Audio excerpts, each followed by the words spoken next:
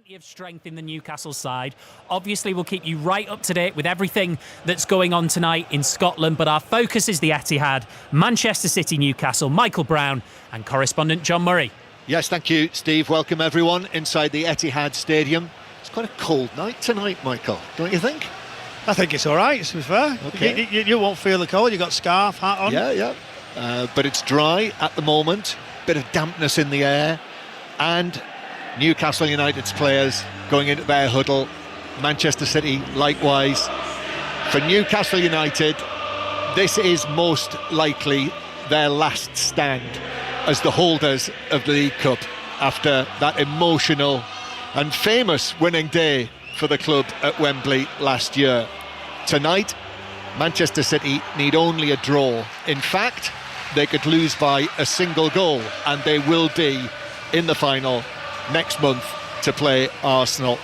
It is really an enormous task needed by Newcastle to turn around the 2-goal lead from 3 weeks ago at St James's Park, which Manchester City secured with the goals from Semenyo and Shirky, that late one that could go a long way to deciding this tie. The referee, Tony Harrington, blows the whistle and the match begins.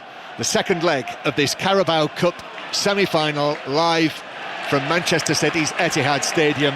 Immediately there, Jacob Ramsey putting in a challenge and the ball bouncing out of play just in front of us here as we look from our position just to the left of the halfway line, low down. Manchester City with Trafford in goal, then Mateus Nunes, Husanov, Ake and Ait Nouri at the back, Gonzalez, Reinders and O'Reilly in midfield, then Semenyo, Foden and Marmoush. So Haaland's on the bench tonight, Rodri, Shirky, no Bernardo Silva.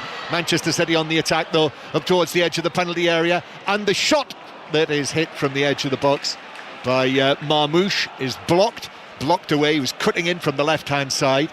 Newcastle side in a moment, but no Mark Gay as well this evening. He can't play in this semi-final. He was signed after the first leg, and Donnarumma on the substitutes bench obviously as well. So much changed. Manchester City, 6 changes from Tottenham on Sunday afternoon. Newcastle team in a moment, but Manchester City in possession. Husanov playing it forward to Phil Foden. He's come on as a substitute in the last 3 matches, Phil Foden, and has not scored in his last 12 Manchester City appearances. Feel like he could do with a performance tonight. Free kick to City on the halfway line. And the Newcastle team with Barnes and Alanga and Pope on the bench, Ramsdale in goal, Chow, Botman and Byrne, then Captain Trippier, Tonali, Ramsey and Hall, Gordon, Voltemada and Willock. Michael Brown's with us. By my calculations, Michael, you played for 7 different clubs in this competition, and you did play in this stage as well, the semi-final stage, as O'Reilly passes it up towards Marmoush, a flick from him. Dan Burns able to play it away, and Tonali now in the middle of the half. Newcastle United rode on by 5,000 of their supporters who have made their way here tonight, hoping that they can produce a surprise result, a shock result really, if they were to knock Manchester City out tonight. Mateus Nunes will advance forward with the ball, and then Semenyo, who started off on the right-hand side but then plays the ball back into the centre circle. Nathan Ake, captain tonight. Ruben Diaz is on the substitutes bench, by the way, coming back. He's missed the last 8 matches. There's no Jeremy Doku either. And Manchester City with the ball on the left-hand side. Newcastle just dropping back into position. O'Reilly gives it out towards Ait Nouri and they come back into their own half, Michael. Yeah, just look at Semenyo. Do you know when you said about playing on that right-hand side is almost through there, wasn't it? When you say right-hand side, it's almost like 2 split strikers, him and Marmoush, just outside of the 3 centre-backs. And that's exactly as I expected it. Phil Foden operated from the right to go inside, Reinders left to come inside, and then 2 Nicos just holding it. Newcastle brave, different not having that front 3. It's Gordon and Voltemada. Look like it's a 2, which we talked about in the build-up. City controlling it as expected at the start of the game. Yeah, and this time last week, remember, Newcastle started with the 3 central defenders, but there in the Parc des Princes, Elanga was playing, so it was Elanga, Voltemada and Willock, and that was more of a front 3, although at this stage of the match they were very much on the back foot as Hall is fouled. Ball's played forward to Gordon, but the free kick has already been given Newcastle's way before it was played downfield. And the first goal of the night, I think I'm right, no, second goal of the night in the matches that have survived the weather in the Premiership in Scotland. Rangers already 1-0 up through the early Tavernier penalty. Rangers winning 1-0 against Kilmarnock. It's Livingston 0, Falkirk 1. Kyrell Wilson, the goal scorer there. So Rangers already in front. Celtic's match at Aberdeen was postponed, as was Dundee against Motherwell. And it is Manchester City in possession. So 0-0 on the night. And this all for the right to play against Arsenal on Sunday the 22nd of March at Wembley in the final. Lewis Hall bringing the ball forward. Of course, what Newcastle dread, and all of their supporters who've come here tonight, Michael, is that conceding of an early goal. You know, it's that balance, isn't it? Keeping it tight, making sure that doesn't happen, while at the same time trying to nick the first goal themselves. We discussed that, didn't we, about last night? Do you know, the approach of Chelsea, about staying in the game, then to try and have something to fight for later on. I feel like, you know, Newcastle are sat in a good shape. I feel like with that defensive line, I think they are quite sound. Tonali just sitting, operating in front of it, but from there on, I think they've got to jump out of it. They've got to take more risks, and I think when you get after this Manchester City side at this moment in time, they are fragile. Not so much here, certainly away from home with the changes they've had, but here you go now. That's the press. Gordon's quick, you know. James Trafford with the ball at his feet goes long. Dan Burns underneath that, just shrugs off Semenyo, heads it forward, comes back into the Newcastle half to Dan Burn, who was able to come back in Paris just 2 months after a broken rib and a punctured lung, that's all, in the derby match against Sunderland in the middle of December. As the ball's played forward, remember Dan Burns scoring that famous first goal in last year's Carabao Cup final against Liverpool with the header from the edge of the area, wasn't it? Here is Ake bringing the ball forward, plays the ball out to Ait Nouri on the left-hand side. Newcastle drop back once again in the black and white striped shirts. And again, if you weren't listening earlier, the size of the task, you know, the history that Newcastle are playing against here. Only once before has a team gone through from a League Cup semi-final after losing the first leg by 2 goals or more, and never when that's been the case when they've lost by 2 goals or more at home. As Manchester City come again, ball into the penalty area, slightly overrun, and that meant the challenge could come in, but it's deflected all the way in. Marmouche, he overran it, Ramsdale came out, it deflected back into him, looked forward, dropped into the empty net, and that is exactly what Newcastle feared. They've conceded in the 7th minute, 1-0 on the night, 3-0 Manchester City on aggregate, and Pep Guardiola steps forward and punches the air with both fists. That tells you just about everything. This semi-final now is almost certainly over.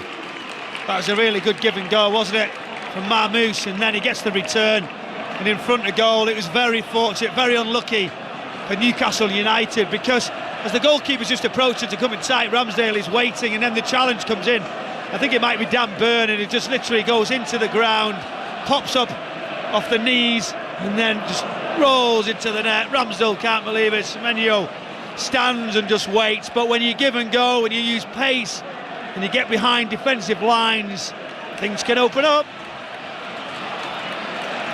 Number 7 for Manchester City, Omar Marmouche, scores in the 7th minute of the match, and it is 3-0 on aggregate. And now, well, it is the tallest of tall orders for Newcastle United, and their grip on this famous trophy, the 3-handled silver League Cup trophy, well, it is clinging on by the very end of their fingernails. Yeah, they'll be disappointed, obviously, with that. But the space was in behind, wasn't it? You know, you looked and sort of going, right, these are the two. They're going to use pace, they're going to split.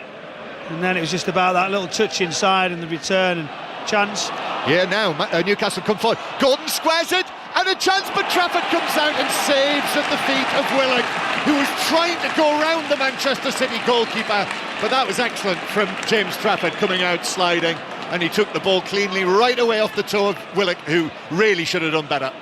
Well, he should have. They carved Manchester City's defensive line.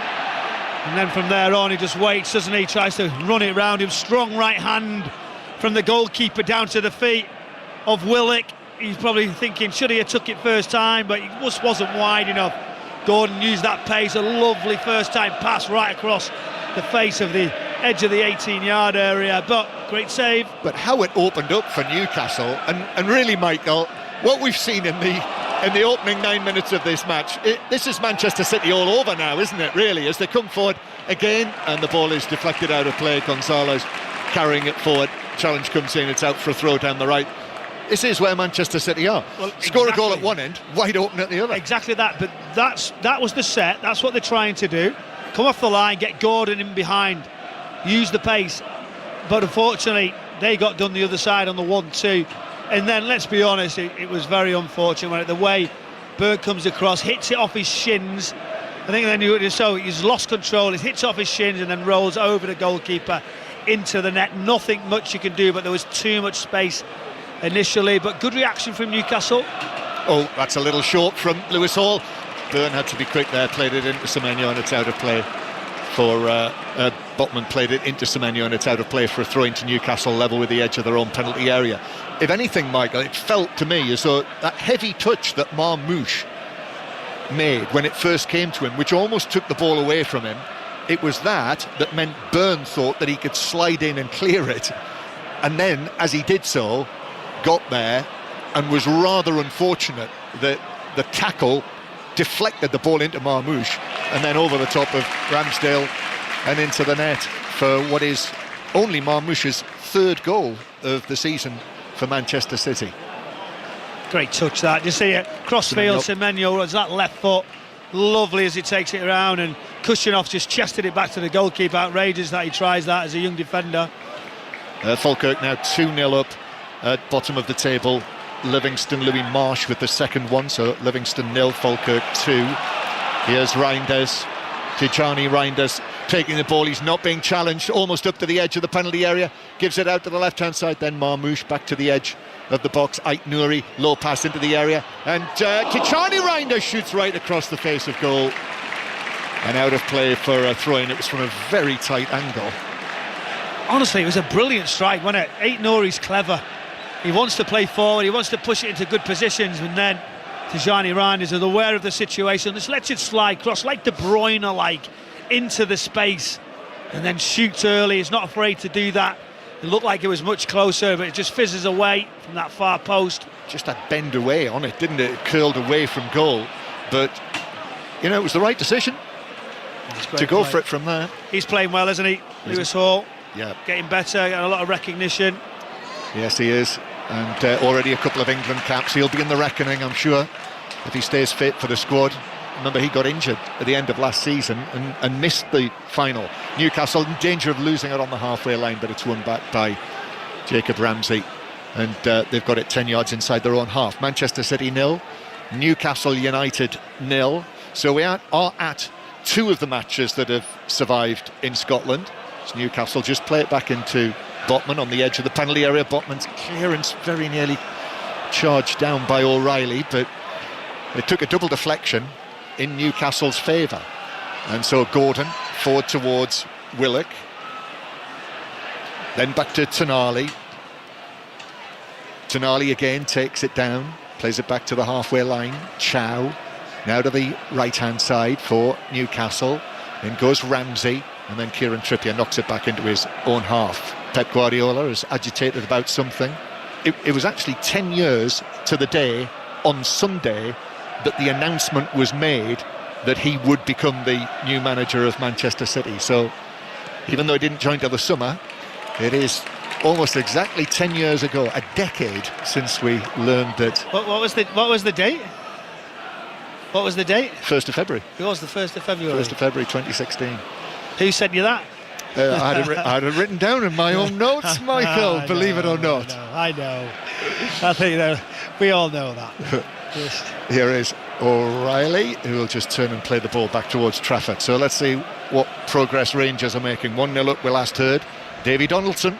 Yeah, it was almost 10-man come on it that levelled the game. It was Greg Kilty going down the right-hand side, a low cross met by Bruce Anderson. and from some 8 yards out, somehow managed to steer the ball wide of the post. It's still Rangers that lead by a goal to nil. Marmoush trying to get away from Chow, just forward of the centre circle. Thought he might have just been tugged back there, but the ball had gone, and so referee Harrington has let that go. And also Marmoush did stay on his feet, probably 6 of one, half a dozen of the other. Do you know what? They're going really tight. You can see the two midfielders are having a battle, everyone jumping up against them, and then they're saying, OK, we'll go 2 for 2. Slightly dangerous from Newcastle, just wavered again, the passing, ball's caught. And Nunes carrying the ball forward, but the play's been brought back. And actually, I think a free kick's been given to Newcastle, hasn't it? Phil Foden just slides in and across the surface and just catches Lewis Hall. He has to jump out of the way of it.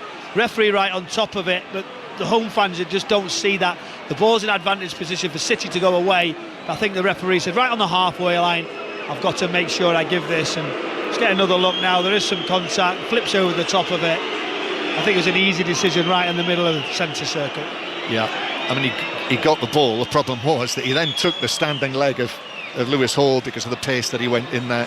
So it is a free kick. Home fans don't like it. Those blue seats have not filled up, have they? So it is not capacity by any means. And actually, as I bend down, what's this free kick first? Into the Manchester City box. Ake is able to head it away. Hall heads it square, and then shot is ballooned high over the top of the crossbar and lands halfway up the lower tier of the north stand behind the goal to our left. No, when I stoop down and look under the overhang. Do you want me to look for you? It's probably easier for you, Michael. That might be okay. There really are are lots of empty seats in the top tiers, and they've actually put the Newcastle fans, 5,000 or so of them, they are out of our sight as well, high in the stand to our right. The stand above just stops us looking up, doesn't it? It's just literally that front area. Pep Guardiola sprinting to the front of the technical area there. It's just gone a little bit strange, the game. Stop-start. Can the referee try to get this flowing? You want to see what can happen. It'll suit City, won't it? Just stopping. Gary Flintoff, our producer tonight, our intrepid interviewer, has suggested maybe it's retaliation by Manchester City for the way the fans are put high up in the stand at St James's Park. Ait Nouri's away from the halfway line, he's into the area and he shoots across goal via a deflection. It takes it wide and it's a corner to Manchester City, but excellent from Ait Nouri, and Pep Guardiola likes that, clapping his hands together furiously. I tell you who didn't like it, Phil Foden. He's sprinted right from the centre circle all the way across, and all he's saying is his arms are up going, pull it back, here I am. But then it closed, to be fair. I don't think he could actually play it. Once he took that extra touch, he didn't really scan to his right-hand side and then blocked, and the ball diverts over. Manchester City corner. They're already 1-0 up on the night if you've just switched on. 3-0 like aggregate. Here it comes. Headed goalwards by Ake. Shouts for a handball. It hit a Newcastle defender. Still in the box. Nico Gonzalez trying to come out with it. In fact, it's Marmoush who takes the ball away to the right-hand side. Marmoush, the goal scorer. Works the ball to the edge of the box to Foden, square from Foden, Reinders, but Newcastle have got almost everyone back inside the penalty area behind the ball, couldn't find a way through. Ait Nouri plays it in, hits a defender, Foden with a shot, that's blocked, then Semenyo plays it square, Foden back to Gonzalez, now to Marmoush, he flicks it forward, Semenyo all the way across the 6-yard box. How no one got a touch, I do not know. And down in front of us, comically, Pep Guardiola turns away, staggers away with his hands on the top of his head. It's almost cartoon-like. And then claps the supporters and tells them to come on, give us more. He wants another goal. He wants to make this absolutely safe. But how it evaded, I think it was O'Reilly, wasn't it, was the last one diving in. I'm just going to concentrate on the football here. I'm not going to comment on what we've seen below. But a great play, Phil Foden, fast feet, all trying to find an angle. And there's a little key pass diagonally into Semenyo, fizzes it across. It goes all about the opposite side, and City are pushing now. Another goal, it'll be a long, long night. Yeah. If it's not all over already, it certainly would be then. But Semenyo there, he has fitted in brilliantly, hasn't it? He was in the groove at Bournemouth, obviously, Michael. But, it's not always easy, is it, to pick that up and take that into another club, particularly when this you are team moving. as well. Yeah, exactly. This team and understanding when you've not been getting results. Long pass forward towards Reinders. He gets it down. plays it back, and then there's a shot from Marmoush, which takes a deflection, which carries it wide, and that's going to be another corner to Manchester City. He's shooting there from probably 25 yards or more. It's like Manchester City want to get this done now. They've already got one goal. They're trying to just put Newcastle to bed. Whoever's in the range just going, I'm going to have a go. Yes, I think a couple of changes when players are not playing so much. You just want to try and create, score goals, do as good as you can, and hope that in the bigger games you do find a way of being shoehorned into this team. It's 5 Live from the BBC. Foden to take the corner deep to the back post. Ramsdale comes, pushes that away. Ait Nouri tries to hook it forward, but actually only succeeds in deflecting it out of play. So, Michael, Phil Foden, where are Manchester City with him at the moment? He did not have a good night in Norway. Bodo Glimt was substituted at half-time, and this is the first match he's started since. So he's come on as a substitute in the previous 3 matches, but as I mentioned, 12 without a goal. As Semenyo gets it down and shoots from just outside the D, but dragged that wide as goal kick to Newcastle.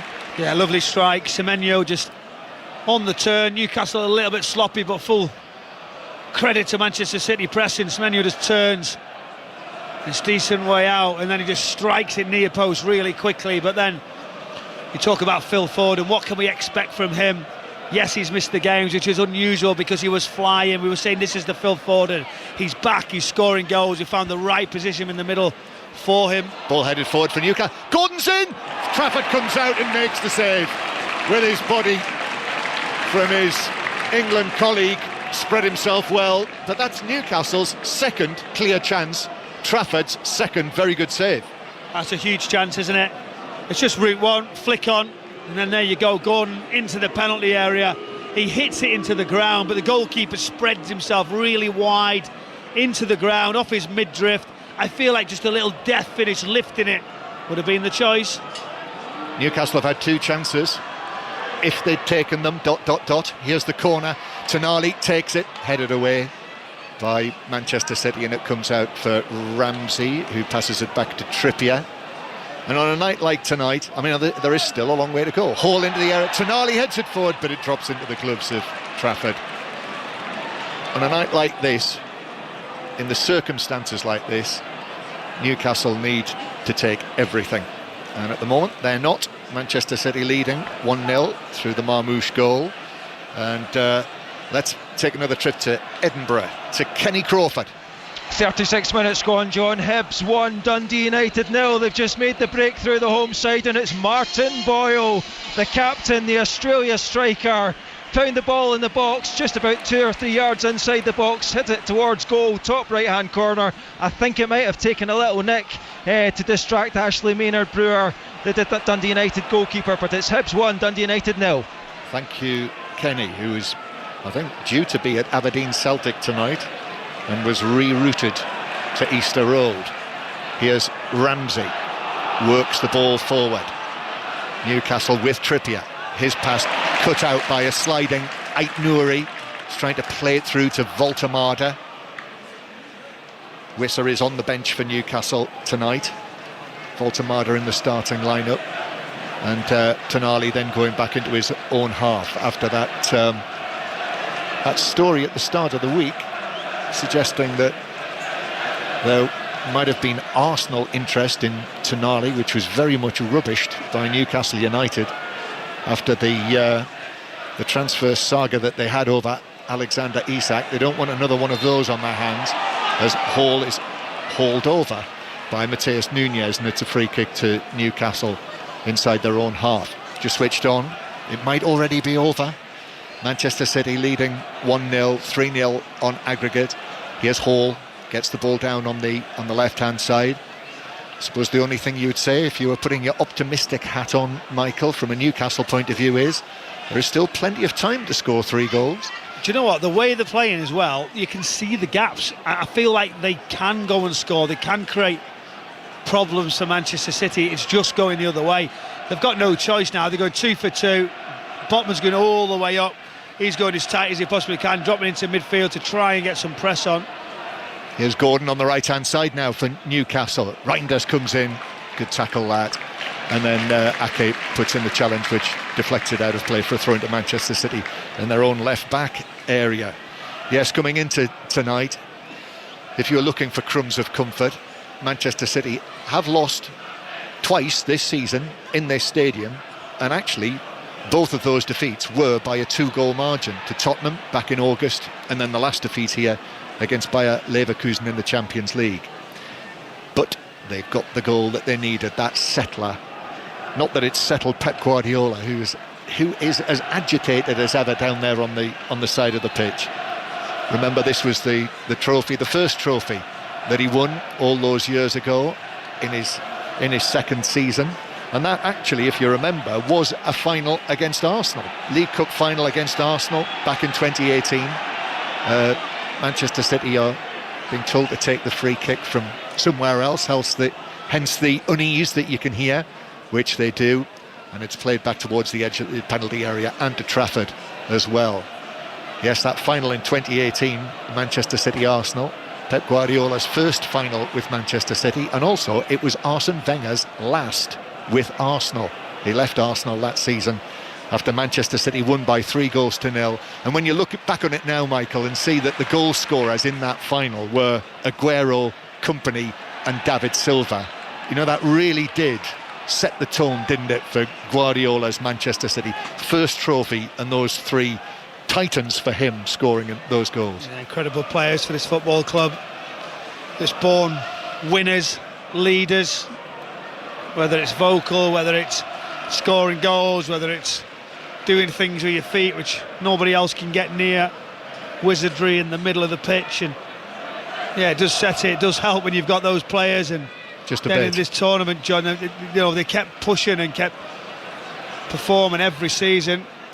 Here is Semenyo receiving the ball right side of the penalty area. Maybe a future Manchester City great. Semenyo back to Foden. Foden then to Mateus Nunes. Newcastle on the back foot. Semenyo in the area. Nice play from City. Typical play from City. O'Reilly couldn't find a way through on the edge of the box. Nico Gonzalez came in though and chipped it to Ait Nouri. Ait Nouri comes infield, cuts in, then gives it back to Reinders, who swings his foot over the top of the ball as it's stationary, and then Ait Nouri goes back to Nico Gonzalez. And what, Michael, do those three Manchester City players have in common? Aguero, Kompany and David Silva. What have they got in common? Here's Ake, plays the ball back deep into his own half. When you walk around the Etihad Stadium... Oh, the statues. All three of them have got statues outside the stadium. I believe there's one of you. It's outside of Salford, isn't it? Outside of Broadcasting House. With George Orwell. Here's Hall. Takes the ball through the middle, but is tugged back blatantly. Yeah, yellow card. Had to be. It was blatant by Nico Gonzalez. You can complain about it, but he had a hold of Mateus Nunes, wasn't it, who pulled him back after he'd gone round him. He actually stumbled, didn't he? And then this Hall just didn't give it up, did he? Yeah. Into pressure. Nunes pulls him back, and then right through the middle of the pitch. You're going to always get it, but this is a dangerous position. Look at him just cleaning the bottom of his boot. Kieran Trippier did it so many times. Is he still allowed? Has he still got the authority to gnarl in and around it? But for so many years, I've watched what he could produce, and it's right over the top of it. This would be a good time. This would be a lift when you feel like the dream of a cup final just drifted away very early in the game. Former Manchester City youngster, Kieran Trippier. Do I remember him scoring from a free kick against Manchester City for Newcastle at St James's Park not that long ago? Yes. Good. I certainly remember him scoring for England in Moscow from a free kick. This, I think, a little further out. This will be 25 yards. Newcastle need everything to go their way from now on. 3-0 down in the tie. Here comes Trippier, right-footed with the free kick. Trafford is able to go down to his right and actually catch it. Didn't get the whip or the power. Beat the wall over the top, but Trafford, dropping down to his right, made the save. He went through it, actually. I think he'll be disappointed with the wall, but this is then now the counter-attack with the pace of Reinders. Yep, Reinders, chest puffed out to the edge of the penalty area, plays it to his left. Semenyo from the angle, deflected right across the face of goal, deflected up in the air and headed in. Marmoush beat Trippier. who was jumping with him. 2-0 on the night, 4-0 on aggregate. Manchester City waltzing towards Wembley. And the counter was quick and straight away. Do you know what I said about pace? When just all of a sudden there's grass and there's space for you to go and attack, and he does it so well to Tijani Reinders.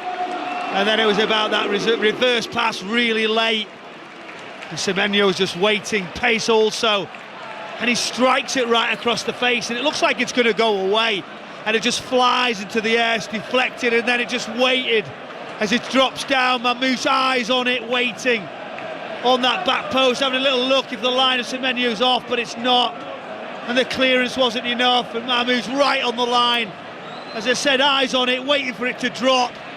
You can't believe his luck as he just nods it into the empty net. But there's a check. A check for possible offside. I don't think it was offside, was it? The line we looked, we've seen it across, didn't we? And it looked okay, the first one right. we've seen. But Trippier hit it into the sky. Pep, so animated. It's almost like a statement. He wants to make sure he gets this football club to another final. Mamouche all smiles, and now the wait. Yep, still checking for possible offside. Yeah, the goal stands, unsurprisingly. And there we are, 2-0 now on the night. Half an hour played. 2 goals from Mamouche.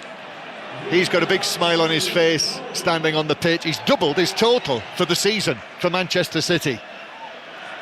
And that is 3 for him in this competition, scored in the 4th round when they won at Swansea, and now 2 goals in the second leg of the semi-final, and whatever hope that Newcastle had has been snuffed well and truly out. As that's a heavy touch from Trafford, just able to recover, and Gordon, I thought he might have got to that, but Trafford was able to clear it away, and it's going to be a long night for those 5,000 or so Newcastle United supporters here inside the stadium. 4-0 down on aggregate. What about James Trafford? So he's come out, big save, first one down the right hand side, the next one with his body, and then the free kick down the right hand side, right in that corner, made it look easy, sprung the trap, and away they went. And when everyone was celebrating, the manager come right to the left hand side of the technical area. Trafford was all alone, just looking down, and that question was asked, how does he feel? What will be like for him knowing that he's not going to get a chance? He sort of just looked to the ground as if to go, yeah, great, nice for the applause from the manager, but almost still not part of it. That's what it felt to me. Manchester City 2, Newcastle United 0. And I suppose Newcastle have just got to keep plugging away. But here comes Reinders, who was heavily involved in the second goal. Bursting forward again, gives it to Semenyo. Semenyo cuts inside Burn, still going, he leaves it for Reinders, and it's 3-0. The Dutchman puts this semi-final way beyond Newcastle now. Just over half an hour played at the second leg, and it was there for him, 12 yards out, just to steer in with his right foot, as simple as can be. Manchester City 3, Newcastle 0, 5-0 on aggregate. Well, I said it was dangerous, the way they set up, because look at us looking Murray in the middle. Botman was going all the way into the middle, and City with Reinders, with Mamouche, and with Semenyo, the pace, clinical, with space around you, and the counter was on again, swept out to Semenyo. He thinks, there you go, right-footed, I'm going to shoot across the goalkeeper, but his touch is good, brings it inside. Desperate defending from Byrne, really good quality defending, but then it just left it. And it was almost like Rodri in the Champions League final, as a midfielder's just approaching the penalty area, and he gets his rewards, Reinders, on this occasion. Simple one, right-footed, just bends it into that bottom corner, and that's it, game over. Yeah, he's had a good night, Reinders, hasn't he? In fact, he had a very good 3 minutes there. Absolutely crucial, pivotal in the second goal, the way that he broke forward with the ball, and eventually resulting in the second for Mamouche, and then scoring the third goal for Manchester City himself, and also he was the one who broke forward initially there as well.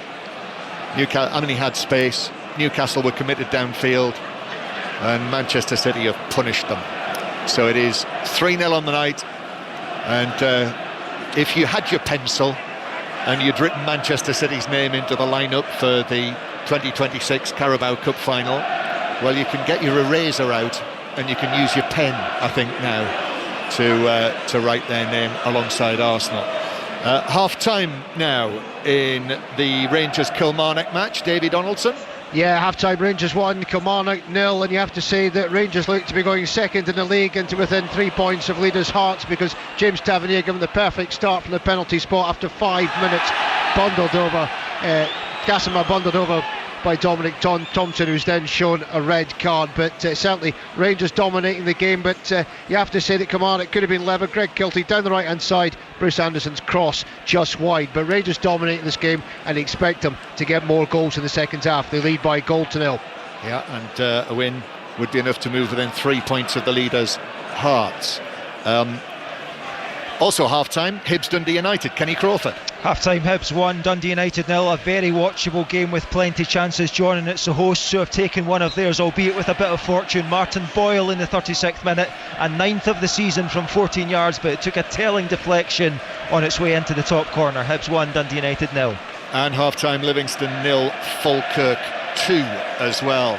Here at the Etihad Stadium, the Manchester City fans who are here, and I would say, the attendance will probably be in the high 40,000, I would say. So maybe 3,000-4,000 short of capacity. Still the top section, the new top section of North Stand is not open yet. Free kick for Newcastle, halfway inside the City half. Tonali just puts his foot on it, rolls it back to Hall, and then Hall rides the challenge and then plays it back to the halfway line. And if you think that second goal, when it was 1-0, Trippier had the free kick, didn't he, that was saved, and then within seconds of that Trafford save, Manchester City broke downfield as Willock has it on the left hand side, the man who scored in the Parc des Princes, into the penalty area, stabs it back to Gordon. Hall on the edge of the area, he plays the ball, scoops it straight up into the face of Foden, hit him on the nose, I think. City have got it away, and Foden's just gone down onto his haunches for the moment, but I think he'll be okay. But when you think they had that free kick, Trippier's free kick that was saved, within seconds of that the ball was in the net at the other end. Actually, in fairness to Trippier, he was the one back virtually on his own goal line, deflecting it up in the air when Marmoush headed it in. The two goals are unfortunate really from a Newcastle perspective, because they got bodies in. You've seen that first one, Dan Burn and Marmoush, but City really quick on the counter, and they knew exactly what they're doing. The setup's right.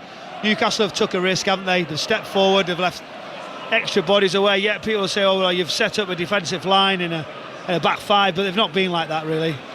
They've gone for it. They left 2v2. But now your mindset, what's this like now as a player? You're on the pitch and all you're thinking is, wow, it's over. We want to go to 8. Look at this. Yeah, they've lost it. Hall's ball was intercepted. Reinders shoots from the angle, and Ramsdale crouching next to the near post. I think it's hit. He's made the save. It's hit him as much as anything else, and he's deflected it round the near post. It might have hurt him this, because it was so near post, so in and around that front post. After it's hit the post, I don't know what it's done, but it's just poor giving the ball away. It's so early. Get another look here now, and I tell you where it's hit him. It's hit him. Yeah, you know exactly where. Yeah, and it was hit with some power as well. I think it's around the groin area. And not only that, Ramsdale was actually crouching with his knees wide apart, and Tijani's fiercely hit shot was certainly felt by Aaron Ramsdale, who remarkably has recovered and is ready now for the corner to be taken, which Voltemada gets to first and plants out of play for a throw into Manchester City. So if you just joined us on 5 Live, Manchester City on the way to the final, 3-0 up. Marmoush with 2 goals, Reinders with the other. That for Tijani Reinders is his 7th goal for Manchester City. And there is, Michael, as you say, I think for Newcastle and their supporters and everyone connected with the club, I think there will be an overriding feeling of sadness that this is the end of the road as the defending champions, the holders of the League Cup, going out of the competition here, and I think the hope will be for them that this actually doesn't get out of hand. I think the positives is they're getting to this stage. Do you know, again, getting closer. This is Newcastle United who've had relegations, they've had problems. So, you know, Champions League, get to later stages of trophies is certainly a plus point. But they want more of it, and that's understandable. What I would say, to be in this position as a fan, you've come all this way, looking at the time, and as a player, you don't want to come back out second half. I'll be honest with you. You're just like, it's over, can we stop?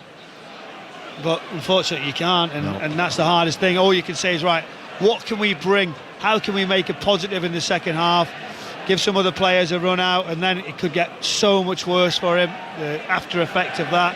He's in a difficult situation here, the manager. Yeah, and also the wider damage as well. Beaten 4-1 at Anfield on Saturday night in their first match after coming back from Paris, and really tough matches to come. They're at home to Brentford on Saturday, 5:30 kick-off, which you'll be able to hear on Sports Extra 2, actually, I think that is on Saturday afternoon. It is, because the Sports Extra it is 5:30 on Saturday afternoon, because the rugby is on 5 Live, England against Wales. But they also have their next away match is at Tottenham, then they're away at Aston Villa in the FA Cup, and then they go to Karabakh in Azerbaijan for the first leg of that playoff. It's a big test for Newcastle with the injuries as well. He has Reinders into the penalty area, takes it to the byline. Trippier's able to come out with the ball, and Newcastle have it in their own full-back position. Ramsey now, and then back for the long pass forward from Botman. Hall challenging Mateus Nunes, and the ball runs out of play near the halfway line. 5 minutes to go to the break. 3-0 Manchester City lead. So it looks as though it will be Manchester City, Arsenal. That is quite a final, isn't it? Top 2 in the Premier League. Who knows how close they'll be in the table. Obviously 6 points at the moment, but by the time we get to March the 22nd, still got to play each other here in April in the Premier League. Both still going in the FA Cup as well. It's great for the trophy, isn't it? Do you know, because do you know, at times we look, don't we? We sort of say, right, teams have changed, so many personnel are not playing. You have to have a final like this. Here's Ait Nouri, who's off on a run from the halfway line. He gives it to his left. Reinders, who's had an excellent first half, playing mainly on the left-hand side, sort of left-hand central. Then it comes back to the edge of the penalty area. Gonzalez has a go, but it's straight at Ramsdale, who's able to hold the ball into his chest and catch it and then clear it downfield, but that's way beyond Gordon. And Husanov will just let it trundle all the way back to Trafford. Yeah, good strike. Ramsdale all the way behind it. Oh, Anthony Gordon has sat down. Yeah, hamstring or something. Looked like it. Looked like hamstring. That is just what Newcastle and Eddie Howe does not need. And he turns back to the bench. Jason Tindall's not down there, by the way, tonight. He's suspended because he was shown a yellow card at Anfield on Saturday night, so he's setting up in the stand somewhere. So Graham Jones down there. Yeah, and he's swapped, because generally when you do commentary at Newcastle, Graham Jones is always next to you, just doing the tactical world analysis, and then he goes down a little bit later on. And we're just looking now. This is a substitutes Newcastle. They won't need that. Another injury. Well, they're just having a look here, aren't they, to see is it cramp or is it a hamstring injury? That's early, isn't it? It's early for a cramp. He has had a good few sprints, hasn't he? Seen early on, he was pressing with intensity, and a lovely pass that could have got them a goal early on. And it's now Barnes going down to the technical area. Is that going to be the change? Is the Newcastle players, look, they're having a meeting in the middle of the pitch. So who's leading this? Is it Dan Burn? Is it Tonali? Is it Trippier? I think it's Trippier doing the talking. In that chat there, you're sort of going, guys, listen, what we can't do here, this is the message for me now, is these fans have come. We can't get beat 4, 5, 6. We cannot allow it on our watch. Yes, it's been bad. Look at the scoreline overall. We can only treat this for where we are now. Can we give something back? Guys, we've got to get together. No, they almost need to go, right, sit in 5 or 10 minutes now. Just wait till we get in. See what the manager can change. That's it for Anthony Gordon. He is walking off the field. Harvey Barnes, Newcastle's top scorer this season, takes his place. Pep Guardiola actually just comes across and has a little word, and they actually hold hands together, with Gordon clutching the back of his left thigh. Does look like a hamstring problem. They'll hope that it's not too serious, but didn't need to lose him at this stage with all of the various other injuries that they've got. 3-0 down here, long pass forward to Marmoush. Oh, Ramsdale's come out a long way, and Marmoush gave it out to the far side, but the flag is up for offside. And also the other thing to say, after that trip to Azerbaijan to play Karabag, the Saturday after that is when they come here on the Saturday night now, the match that's been moved to the Saturday evening. So that also is hovering on the agenda. And Newcastle, remember, are in the bottom half of the Premier League. So we're just thinking, aren't we, as well, like Newcastle make the changes, they sort of go, well, do we save some of our players? But for Pep Guardiola now, he's got the comfort, hasn't he, with that massive game at Anfield, just to give some of those younger players an opportunity. So you won't really want to be putting Haaland on for too long, Rodri on for too great. Can Diaz only have 20 minutes? Great to see him back on the bench. Yeah, we might see Nipan as well. Sverre Nipan, who's just come back from his loan at Middlesbrough. Might see a debut for him in the second half. Steve Crossman will know all about him, you would think. You would have thought so. Here's Reinders playing the ball forward. Dan Burn heads it infield, but Botman is going to head it back to Ramsdale. 4 minutes of added time to play. So Manchester City bang on course for a place in the League Cup final, actually for the first time for 5 years for Manchester City. Do you remember that spell where they were absolutely dominant? I mean, they've won it 4 times under Pep Guardiola, but there was a spell of 6 times in 8 seasons that they won this competition. I've missed the trips. You get to go to every one, John. Do you know? You don't do too badly yourself, Michael. I've not been. We went to the cup final, so it'd be nice for City to get there. You tend to. You might be able to buy me a drink the night before, which would be nice. You tend to find a place, regardless of who's in these finals. I find as the ball's played back to Ake, and just a contented buzz, I think, around the home sections of the stadium. Many people have gone to have a look and see what they might be able to find to eat or drink at the break. Very comfortable now for Manchester City. Here's Tonali over there on the right. In comes the challenge from Ait Nouri, just chops him down. That's a free kick to Newcastle. They want to take it quickly, but referee Harrington says no, I'm going to make you come back and take it again. I think Eddie Howe, see 4 minutes come up, he's give it a rest, will you? Can I get my team in there now? Try and regroup at some point. Use the players now. Is there something to go at? A set piece here from that wide area. Trippier just lining it up. City really high on the edge of the 18-yard. There's space there. Yep, Trippier then to take this free kick. In it comes from the right. Voldemar is deflected, and Trafford leaps to his left and makes another save. So that's, I think, save number 4 from the Manchester City goalkeeper, who's been roundly congratulated by his teammates. Oh, he's on fire, isn't he? It's a great start, just getting a look, but it's actually right in that top corner. You see the 2 hands come across as Botman just times it well. There's one for the cameras, he's laughing there, look. I think it might have got a glance off Voltemade, but the main header was from Botman. Corner is taken for Newcastle. Then the cross actually hits a defender, possibly on the arm. Matheus Nunes bounces behind. Kieran Trippier is saying, what about that, to the referee? And also Byrne and Willock and Tonali have gone to the referee. Tony Harrington's got 2 hands on his sort of chest area saying no chances right there. And as you get a look, the left one is away. That strapped hand of Nunes just it's up above his shoulder, isn't it? Yeah, he's got his hand and it is vertical. They're having a look, aren't they? Yeah, the bottom, his arm from his elbow to his hand is vertical in front of his body. The question is whether it's in the close though, isn't it? It's close to his body rather than further out. There you go. Yeah, VAR have had a look. It is Paul Howard tonight with Timothy Wood, and they've quickly said no, that is within the silhouette. It's not a penalty, but it is another Newcastle corner from the right, which is taken in short by Hall, who gets it back. Then it's curled in. Trafford comes, makes a catch, stumbles, and he wins the free kick, even though he lost it there. Free kick to Manchester City. 3-0 Manchester City, and Trafford's had an unbelievable game. So I think that's from Eddie Howe's looking at it. Dan Burn does catch him as he's just about to collect. they've created, but unfortunately their defensive line hasn't been as sound as you would look and say, right, in a back five, we would have expected that to happen against this City side. And no, but fair play to James Trafford. Yep, 4 saves tonight. This is his 10th appearance for Manchester City in a senior competitive match.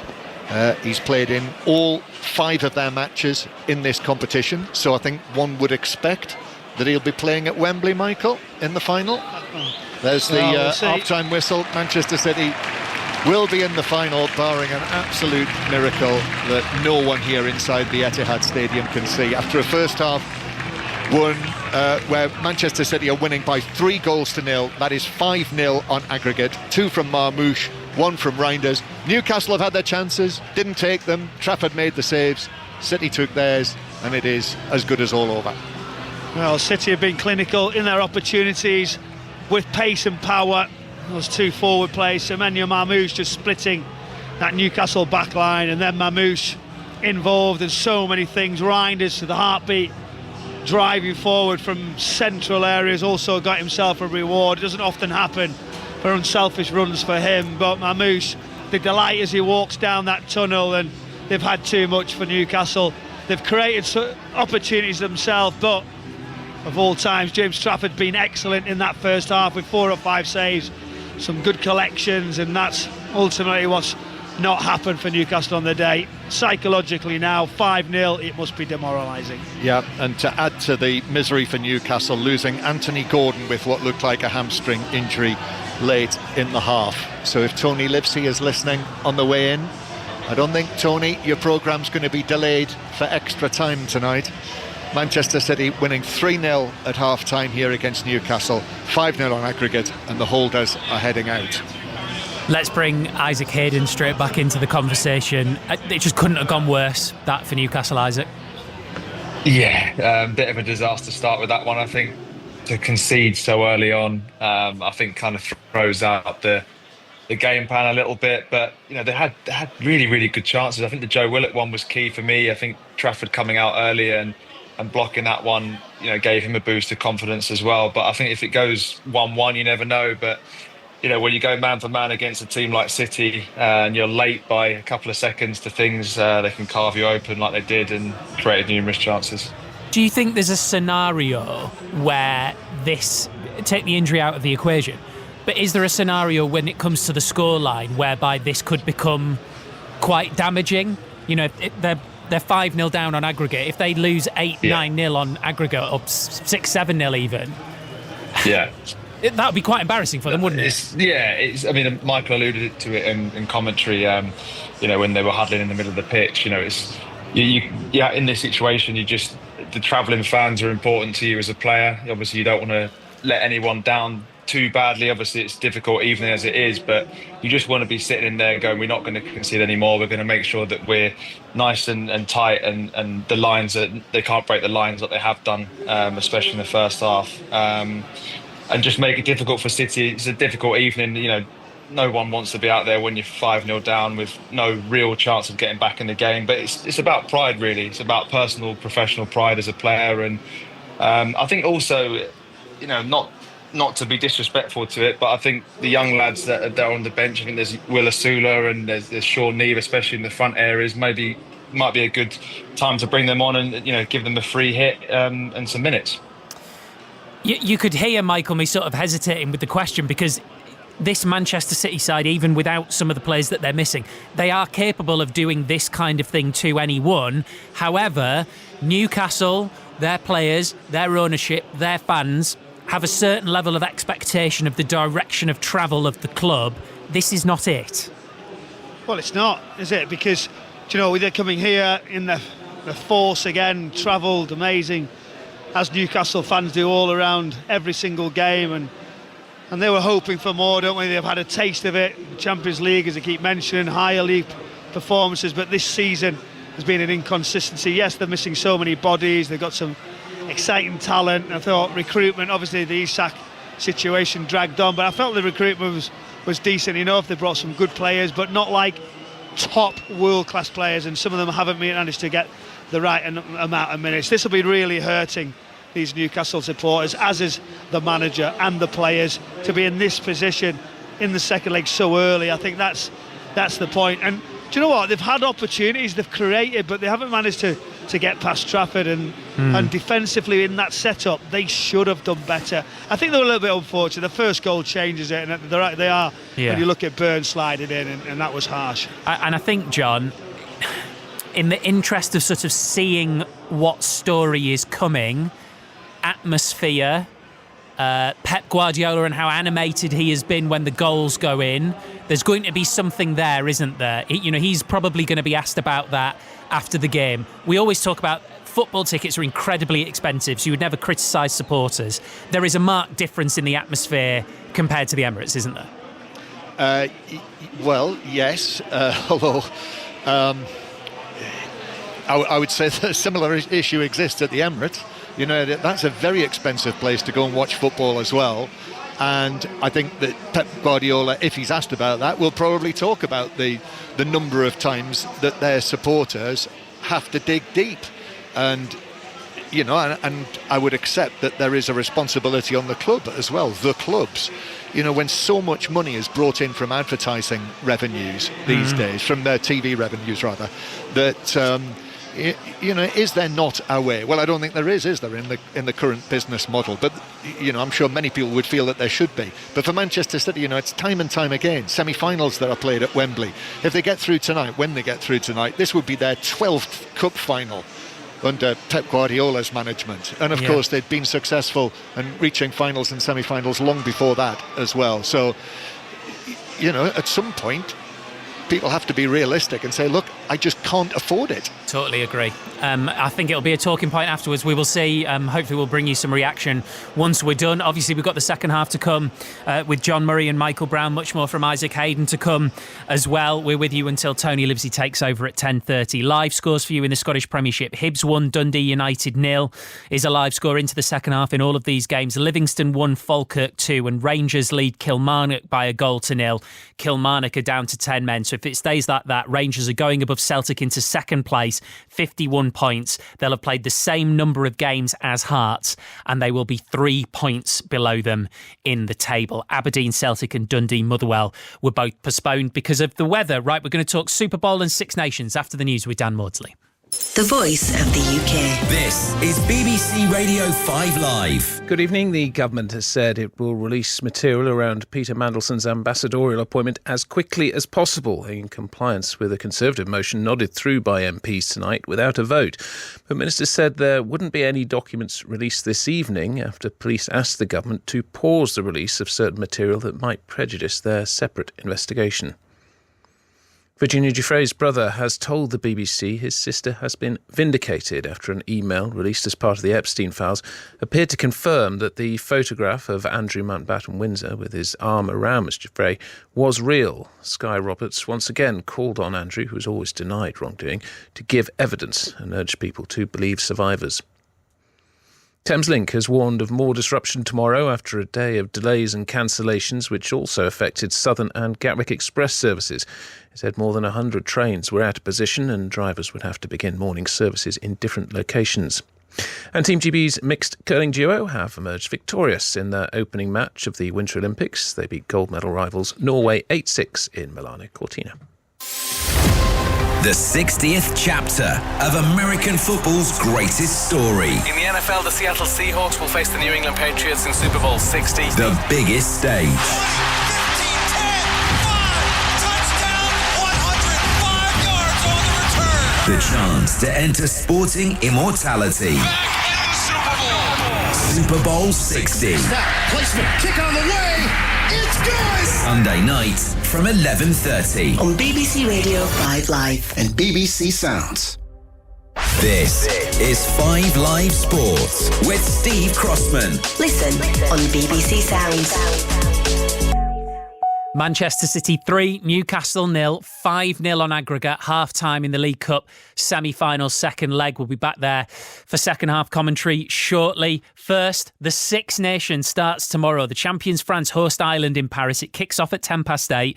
We've got live commentary on 5 Live. Ireland without key players. Let's hear from Captain Caelan Doris, who says it's a transitional period for the squad. we would have spoken a little bit about a reset in November, continuing to grow as individuals. I know my game hasn't been where I want it to be, so that'll be at the forefront of my mind. But yeah, equally you want that evolution to be channeled towards a better performance and lead to results. So it's a results-driven game at the end of the day, and we'll be going after them. And when you mentioned reset, was that something you spoke about in the autumn in terms of sort of going into a new chapter with the team? Yeah, a little bit. I mean, there's been some key players who've moved on over the last number of years. There's been some changes in big roles, but there's a lot of similarities and commonalities in how we want to play and in the leaders we have and the coaches we have. So yeah, it's always moving forward.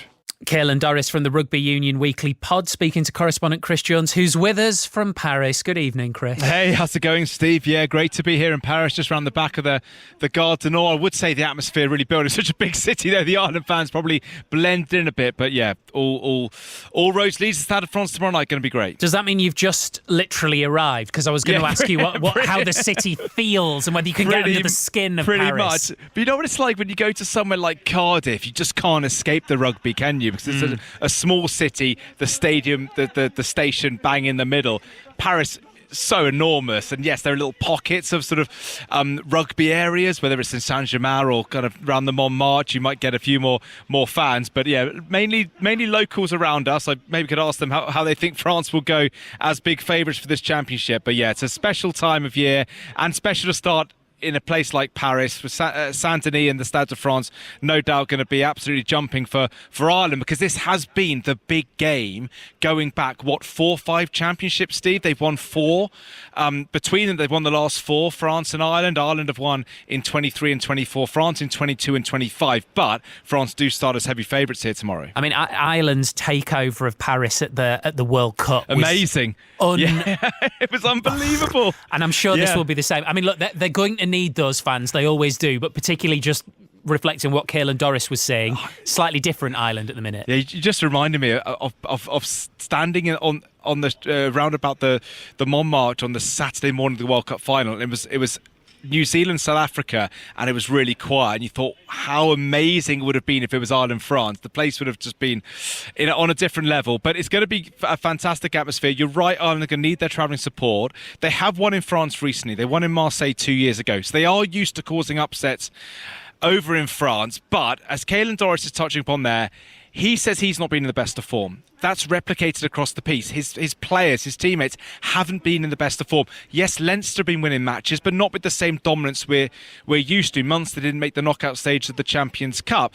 Ireland took a couple of heavy beatings last year. They are in some element of transition. You look at their team, and whether through accident or design, injury, suspension or selection, there are some newish faces, or certainly a bit of a new look to the squad. So it's a very interesting time for this Ireland team. We're going to find out loads about them over the next 5-6 weeks about where they're going under Andy Farrell ahead of 2027. But yeah, also a lot of focus on France, because if they get it right and they win tomorrow night, as many expect them to do, then it's hard not to see them playing for a championship on the final day against England back here in Paris at the end of the tournament. Great stuff, Chris. Thank you very much. Starts tomorrow. France-Ireland, 8:10 live commentary on 5 Live, and the Rugby Union Weekly has gone daily, so you'll be able to listen to it every day throughout the 6 nations. It's going to be absolutely fantastic. There's been a goal at Rangers in the Scottish Premiership. Davy Donaldson. Yeah, Steve, they're going second in the league into within 3 points of Hearts. It was Diamondi, edge of the area, played it, rolled it across the box to Bojan Miovski, his low left foot shot into the bottom right hand corner. Rangers 2, Kilmarnock 0. Super Bowl 60 takes place on Sunday. The New England Patriots against the Seattle Seahawks.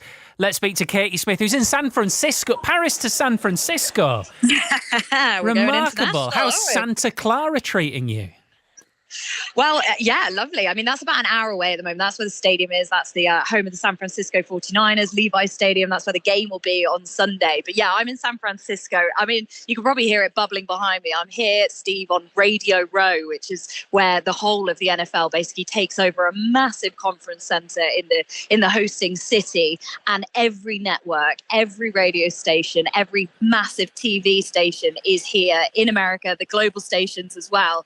And they just sit here for an entire week building up to the game. There are thousands and thousands of people here. The players are being put up to talk to the media every single day. It's a complete circus, and the fan experience has opened as well. Merch as far as the eye can see, and loads of interactive experiences as well. So loads of kids out today too. And it just, it's got that feeling of anticipation in the air now. So this is really interesting because I went to Radio Row in Atlanta when the Super Bowl was there, and nobody had any interest in the BBC at all because they were just all surrounded by these great NFL players. But there is real British interest in this Super Bowl, isn't there? So it may be a slightly different feel. Yes, exactly. So you're talking about Arden Durdy, who is the defensive coordinator of the Seattle Seahawks, a team that have really found their way to the Super Bowl purely on this amazing defensive record that they've had this year. And he is a British guy. He hails from Middlesex. He's come through sort of amateur ranks. He played American football himself, but he was the coach at the London Warriors, an amateur side in the capital, of course. And that was only, 10, 12 years ago. And he went on a trip to the States, managed to kind of talk himself into an apprenticeship, and he now finds himself pretty much the number 2, if you like, behind head coach Mike McDonald at the Seahawks. And now he's potentially a game away from becoming the first British coach, the first overseas coach in history to win the Super Bowl. And he's a pretty reserved guy. We spoke to him with the BBC the other day, and he really hates talking about himself. But I don't think you can underplay the impact he is having. He helped establish the International Player Pathway back in 2018, which has helped so many guys, the likes of Philadelphia Eagles, Jordan Malaita last year, become the first Australian to win the Super Bowl. He came from rugby league through the pathway, and Arden Durdy's sort of done the same in the coaching route. And now, as we say, he could be this huge success story and really be part of a pathway himself to show that not just in the UK, but across the globe, you could be the kind of guy that could be one of these big dogs and make it and win that Super Bowl ring on Sunday. Great stuff. Katie, thank you very much indeed. Coverage on 5 Live starts at 11 p.m. on Sunday night. And if you want a warm-up, listen to the excellent Sports Hour programme on the BBC World Service, which will be coming from the Super Bowl. We're ready to roll at the Etihad. John Murray. Yeah, second half has just begun. Manchester City 3-0 up on the night, 5-0 up on aggregate, and very much on course for the final against Arsenal next month. There have been quite a number of changes at half-time. Newcastle though, here is one of them. Wissa through on goal, left foot, puts it wide. From just outside the area, tried to curl it round Trafford, didn't get it on target. There's a massive chance again. Wissa just coming on the pitch, and he tries to curl it round. It's the worst finish you've seen. It's ridiculous, isn't it? It's so far wide. He's under a bit of pressure. As Kushinov tries to recover, but what a chance to change just the outcome. Something, the fans to get a little bit of belief. Awful finish. Well, that's kind of sums it up for Newcastle tonight. Chance to get on the score sheet, and Wissa hits it horribly wide with his left foot from just outside the box. So Wissa is on, Jacob Murphy is on, and it would seem that Jacob Murphy's playing as the left wing back, Michael, and Anthony Alanga also coming on. So going off Lewis Hall, Joe Willock, and who's the other Newcastle player who's made way?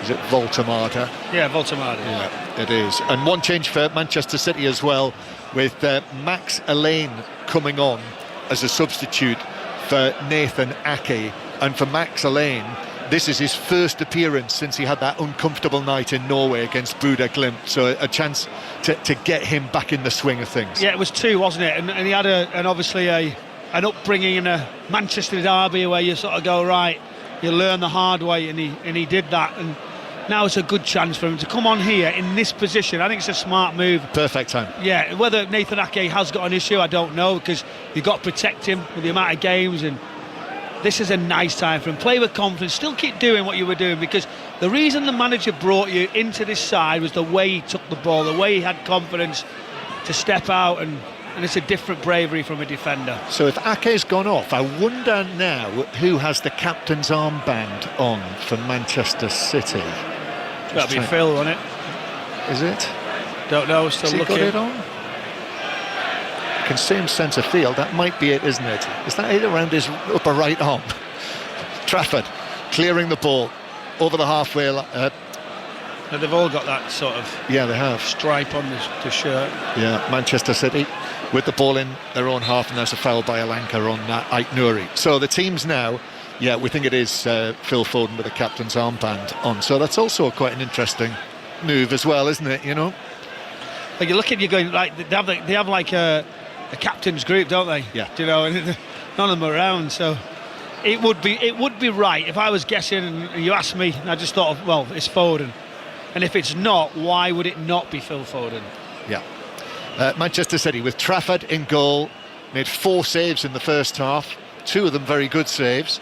So back 4 now of Mateus Nunes, Husanov and Max Alain, with Ait Nouri as the left back. Then Gonzalez, Reinders and O'Reilly as they started, and likewise Semenyo, and now captain Foden, and 2-goal Marmoush, who did score a hat-trick, remember, against Newcastle last season in the Premier League here. Might get another one. Ball played towards the right-hand side. Mateus Nunes down into the full-back position.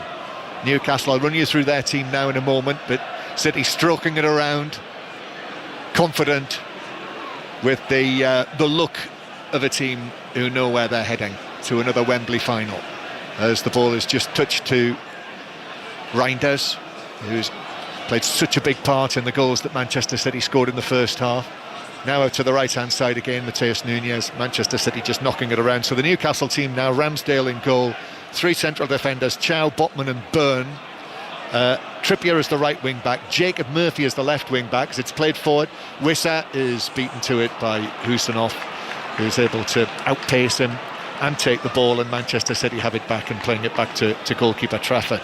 The rest of the Newcastle team, Tonali and Jacob Ramsey in the middle, Elanga and Barnes in the wide positions, and Wissa through the middle. So already Eddie Howe has changed his front 3 completely, but you know that it's, you know, he's looking ahead now. Eddie Howe, he knows that this is gone. That's all he can do, but they still owe it, don't they, to a decent second half performance. Go and win the second half, that'll be the message. I know, guys, we're nowhere near it, but this is the pace here. Here's Elanga now down the right hand side. Elaine goes with him and he's able to block that behind us. Elanga tried to cross, put it behind for a Newcastle corner from the right. For Elanga, yet to get on the score sheet for Newcastle United, so you know he has yet to really get into his stride as a Newcastle player. When Newcastle signed him, I thought, what a signing. I've been impressed with him, maturing, getting better, and he couldn't leave Max Alain there. He should have pushed it across him. So it's a corner to be taken from the right for Newcastle, and here's Tonali, who crosses, but Trafford is able to make the catch quite comfortably on the edge of his 6-yard box. He's done absolutely nothing wrong tonight, James Trafford. Those early matches when Donnarumma's signing was imminent, and then eventually he came to Manchester City. There were some uncertainties, weren't there? Remember the match against Spurs. Tottenham here? Yeah. The game at Spurs, that short pass, wasn't it? Yep. And I thought, right, he's going to be number one, because Donnarumma, the rumours weren't really there, were they? No. And I thought, this is it, he's keeping Ederson away, and I fancied him, and there's lots of good chat about him, knew the club. And Manchester City coming forward. Here's Marmoush on the right-hand side, ball all the way across the 6-yard box, but no one in there in a sky blue shirt, and it runs behind for a goal kick. So 3-0 Manchester City lead. 5 Live, BBC Sounds as well. You can listen to the live radio, so wherever we go via BBC Sounds, all BBC radio is there. Search Football Daily on the BBC Sounds app. We'll have all the reaction on there if you don't hear it tonight, on the BBC Sounds app in the morning, as Ramsdale is clearing the ball out of play for a throw into Manchester City, level with the edge of the Newcastle box, and they take the throw back to the halfway line. Yep, BBC Sounds new FPL podcast on there, new 72 plus, the Florian Wirtz interview, and also the ever popular Commentator's View as well, which is there new every week. And if you didn't hear the programme with Jonathan Pearce, that is well worth looking forward to, even though I say so myself. Well, another plug, isn't it? You know, from that, I spoke to JP actually at the weekend about it. Yeah, he said he was invited on. It was a nice gesture. Yeah, no, it's nice to see. It's nice to see a podcast lasting the time. Well, yes, growing all the time, Michael. It's It's a cult favourite as City play it forward. And now Marmoush. Reinders into the penalty area. And then out comes Ramsdale. He goes sprawling, Reinders. Challenged by Botman. He was hopeful that he might get a decision for a penalty, but that's all it was, and play continues. Yeah, he goes in. So Newcastle passing it out from the back. Rangers in the driving seat as well in the Premiership tonight. With you, Davy Donaldson? Yeah, it certainly looks that way. 2 goals to the good, and obviously an extra man as well after Dominic Thompson was sent off earlier on. Tavernier with a penalty, and then Bojan Majowski, a sweet strike into the bottom right hand corner. But yes, Rangers certainly very much in the driving seats, but no further chances since I spoke to you last. But they are heading second in the table and to within 3 points of leaders' hearts. And as for Hibs Dundee United, Kenny Crawford? 68 minutes gone, still Hibs 1, Dundee United 0. Martin Boyle's 9th of the season on 36 minutes, and he's hit the bar in the second half as well. Should have scored though from close range. Dundee United haven't won a league game in 2026. It's been a tough start to the year for them. Hibs 1, Dundee United 0. And it is still bottom of the table, Livingston 0, Falkirk 2 in the only other match that has survived the weather tonight. 3-0 to Manchester City here, as it was at half-time. 2 goals from Marmoush, 1 from Reinders, 5-0 on aggregate. And actually now, when you think that Manchester City have won their last 11 home matches in a row in all competitions against Newcastle, they've actually not conceded in the last 7 of those matches.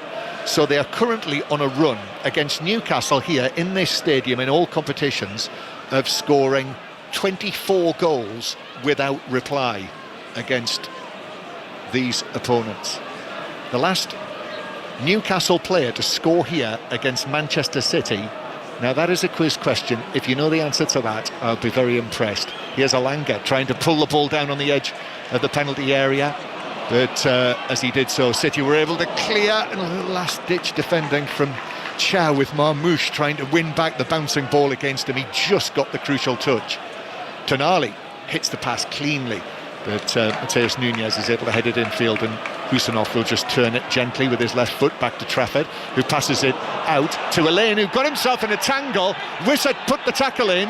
Wissa's gone down in the box. It was a sort of, as they twisted and turned together, Wissa's claiming that Elaine pulled him over, but an uncomfortable moment for Max Elaine in his own penalty area. Yeah, Graham Jones is asking the question. He's saying certainly there's something in it.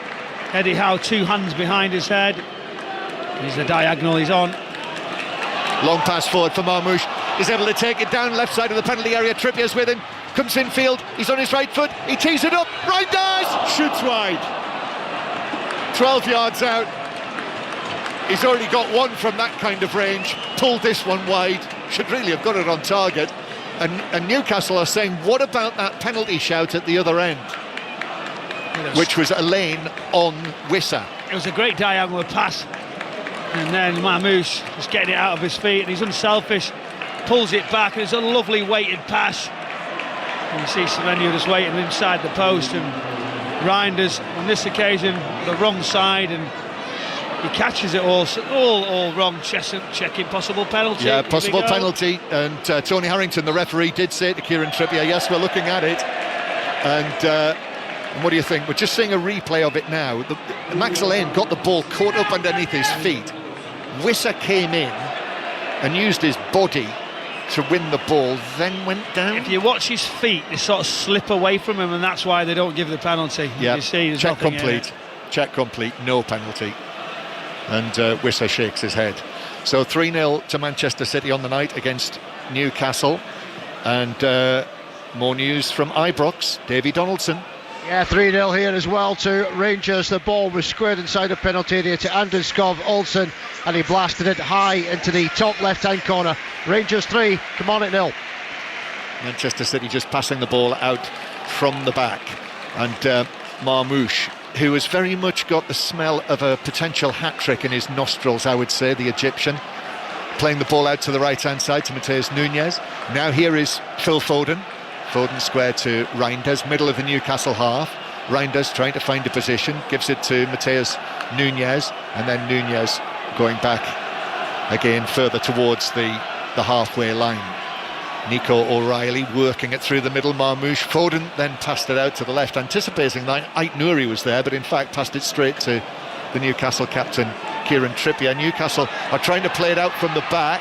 Chow in on the challenge with Reinders, who went down, felt he might have won a free kick, but it's deflected out of play in the end for a throw into Newcastle. The answer to that question, Michael, you've seen me looking, haven't you? I've been looking back, right? Did you find it? Tino Espulla, right? I was actually being, No. I was being flipping back in '96. I played in a game here, 3-3. It was since you then. were talking about goals. That's what I was just looking at. The last Newcastle player to score for them here against City in 2018 in a Premier League match that they finished 2-1. Yeah, they haven't scored here since 2018. The scorer was DeAndre Yedlin. So well done everyone who got that. I don't think there was many. No. And Manchester City with the ball inside their own half. Didn't surprise me that you were cheating, Michael. No, I was actually looking at the game. I was thinking about to actually tell you that. What a player he was. Yes, not bad. As Gonzalez plays the ball over the top, headed away to Foden. Mateus Nunez again, back it goes towards the halfway line. Nico O'Reilly again in this midfield position. He is so adaptable. As we head back to Easter Road, Edinburgh, and Kenny Crawford. 74 minutes gone, and Dundee United have scored their first league goal of 2026. Hibs 1, Dundee United 1. Christian Trapanovski's corner found its way to the back post, and Ross Graham, the young defender, the captain, stabbed it into the top right hand corner. Hibs 1, Dundee United 1. So 1-1 there. Rangers 3-0 up, Falkirk 2-0 up. Coverage continues across the BBC now for the next fortnight from the Winter Olympics. It was great to hear the curling earlier as Marmoush passes this ball forward for Semenya, but Newcastle clear it. Wisser is then just a little foul by O'Reilly in the centre circle and a free kick to Newcastle United. And yes, if you have just switched on, such a great selection of live sport right now, last weekend, in the coming weeks, and tomorrow night. This time tomorrow, you'll be listening to commentary on the first match of this year's Six Nations, France against Ireland, which starts at 8:10 tomorrow night, live from Paris with Chris Jones and the team who we heard it from at half-time. All 15 matches will be live on 5 Live Sports Extra as Newcastle take this free kick to the edge of the penalty area. Back it goes towards the halfway line. Tonali volleys it forward, headed forward by Chow, then headed up on the edge of the penalty area. Then the shot from the edge of the box from Chow, but the volley was way off target, 10-12 yards wide. Goal kick to Manchester City. It was just bouncing around, wasn't it, for a while? Chow just steps up. It was sort of like in front of him as he just tries to kick that volley like in an unusual straight position. Always wide, wasn't great, but you'd be able to give the rugby team lots of tips, wouldn't you, out in Paris? You know it so well, John. Well, we've been very fortunate to have visited there so often because of PSG's success against the English clubs. I found you a nice place to go as well. I've not been back since. You know what? You get looked after so much. Well, we must change that. Newcastle with it on the left-hand side. And here's Harvey Barnes skipping through a challenge. Barnes barely been involved in the game yet since he came on as a substitute for the injured Gordon just before half-time. If you're a Newcastle fan and you didn't hear yet, that's more bad news. Anthony Gordon's injury just before the break as O'Reilly clears it away. Newcastle suddenly have a little bit more about them here. City in the position that they're in. Here's Alanga on the right-hand side. Alanga all the way back to Chow as Newcastle attack from left to right towards the end where their supporters are. That's better from Alanga. Goes between two City players and then curls a left foot shot in off the foot of the post. His first goal for Newcastle United, and some goal too. Beat 3 men into the penalty area. The curling left foot shot beyond the dive of Trafford, and Newcastle have at least a goal in this semi-final. 3-1 to Manchester City on the night, 5-1 on aggregate. A crumb of comfort, but a very good goal. This is a brilliant goal. He dances through right from that right-hand side and looks like he's running out of space as he gets into the centre of the box and there's no area. Pulls it onto his left foot and I'm thinking, that's not going to bend round. But it's a wonderful scoop and he flies it right round and it bounces off the inside of the post, right across. You're waiting to see if it drops in, Nico O'Reilly, the outside of his foot, couldn't stop it as it wrestles into the bottom of that corner. Great finish, and not only did they get something from this game, they get that sort of stat away from not scoring for so long. Yeah, Newcastle United's first goal against Manchester City in this stadium in any competition since 2018, so 8 years ago. It won't affect the outcome of this, but I think you can hear the Newcastle United fans are way up high inside the stadium from where we sit here, tucked away in the bottom level. We can't even hear them. We can't even see them from where we are, but we can hear them. 3-1 on the night, Anthony Elanga. And Newcastle supporters will hope that, you know, that is a tiny little bit of something that they get from this miserable evening, really, this miserable semi-final for them, if it can kick-start Anthony Elanga as a Newcastle United player.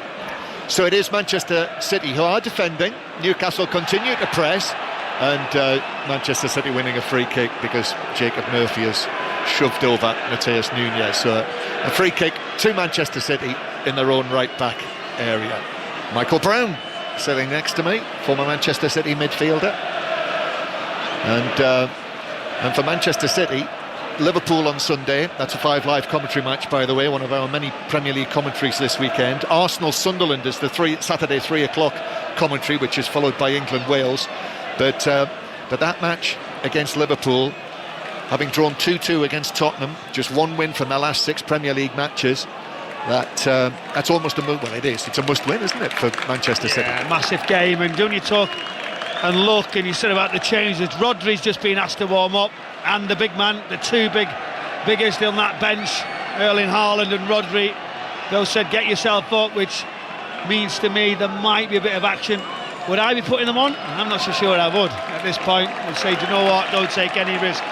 But Pep doesn't believe in that. He believes in rhythm, tempo. He'll feel, well, another 20 minutes here tonight will put them in a better place, and let's see if he does that. Well, that was the point I was going to make. You know, do you keep them absolutely wrapped up for Sunday, Rodri and Haaland, or does he give them a little run out? Well, they're certainly warming up at the moment on a cool night in Manchester, on the east side of Manchester. I drove past the Embassy Club this evening. I don't think I've ever seen it before. The famous Embassy Club in Manchester.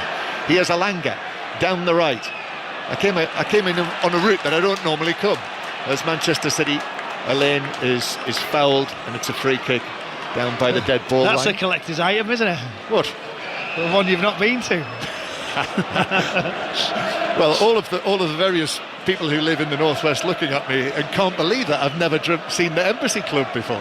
Have you ever been in the Embassy Club? I can't believe it. He's got no right to reply. He's producing. You can't ask him if I was asking you, Michael. Oh, me, okay. Yeah. Yes. Ryan Cherky as well. He's getting his shirt off as I deflect away from that quite quickly.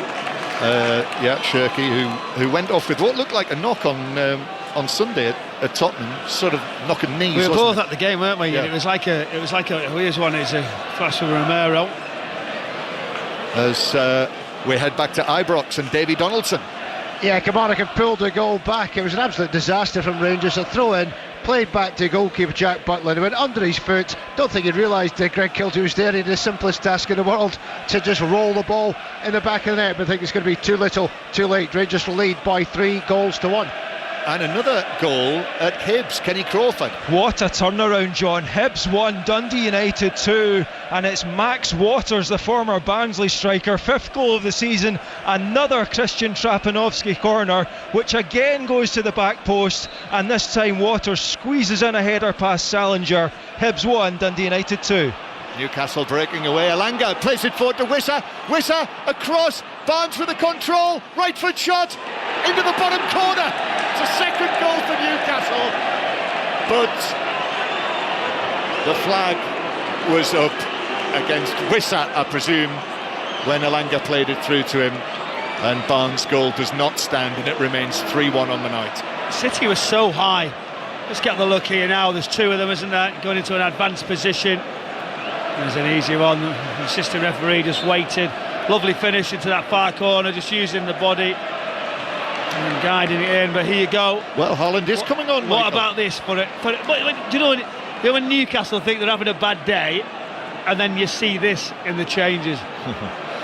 Well, he is going to give them a run out ahead of Anfield on Sunday. Haaland, Rodri and Shirky.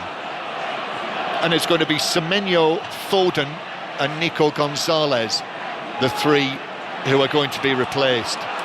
Rodri certainly had plenty to say for himself, didn't he, after the Tottenham match with his conspiracy theories. They've all got it in for us. He's not frightened to say what he thinks, Rodri, is he? No, it's not. Do you remember when do you remember when Spain lost at Hampden against Scotland? He took that incredibly badly in his post-match interviews there as well. And he doesn't like not getting his own way. Well, I don't know about you, Michael. I thought he might have been very fortunate not to be sent off on Sunday for a second yellow card at Tottenham. So officialdom was on his side there. Here's Chow with the ball in his own defensive third, passing it forward, but he's given it away to O'Reilly and Marmoush across, and Foden with a flick to Semenyo, but Semenyo was tackled by Jacob Ramsey, who was back in there. I thought Foden might have been able to take that on himself, but unselfishly tried to set up Semenyo. Tonali now with the pass through for Barnes. Barnes into the penalty area. He squares it. Alanga in the middle puts it wide. Middle of the goal, 7 yards out. He's already scored tonight, and that's a bad miss. That's a huge miss. It could have changed a lot. That could have. And they give him greater confidence just to go and end the game in a positive way. As Pep looks to make these changes, but they were quick. They countered. City are just creeping up on that high line. And as Barnes goes down the left-hand side, he just puts it across. Alanga's saying, yes, please. It's underneath him slightly. He can't afford at this level not to at least hit the target. He's got to score. He doesn't even get it close. Underneath him and puts it well wide on the right-hand side. So we'll see the changes now for Manchester City, and as expected we see Nico Gonzalez, number 14. It's actually Nico O'Reilly, I think, who's coming off.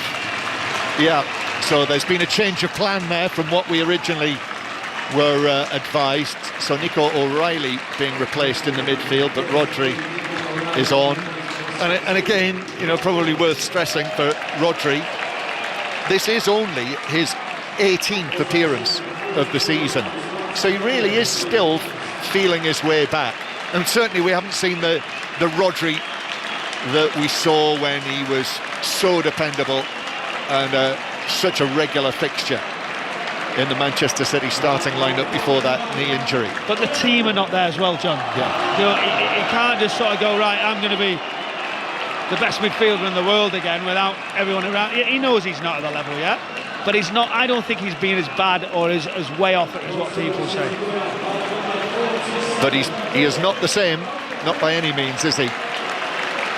As Phil Foden receives the applause and leaves the field, and Pep Guardiola, just looking at the body language there, gives him a little hug, pulls his head into his chest, gives him a pat on the back, smiles down there on the side of the pitch.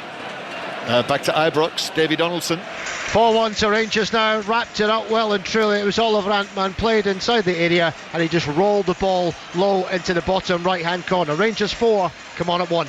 Yeah, Rangers turning up the heat on Hearts. They'll move to within 3 points of them, and in a couple of weeks' time we have commentary on Rangers against Hearts in the Premiership. Newcastle coming forward, and the offside flag up against them yet again, so a free kick for Newcastle. The score here, 3-1 to Manchester City. They were 3-0 up, 2 goals from Marmoush, 1 from Reinders.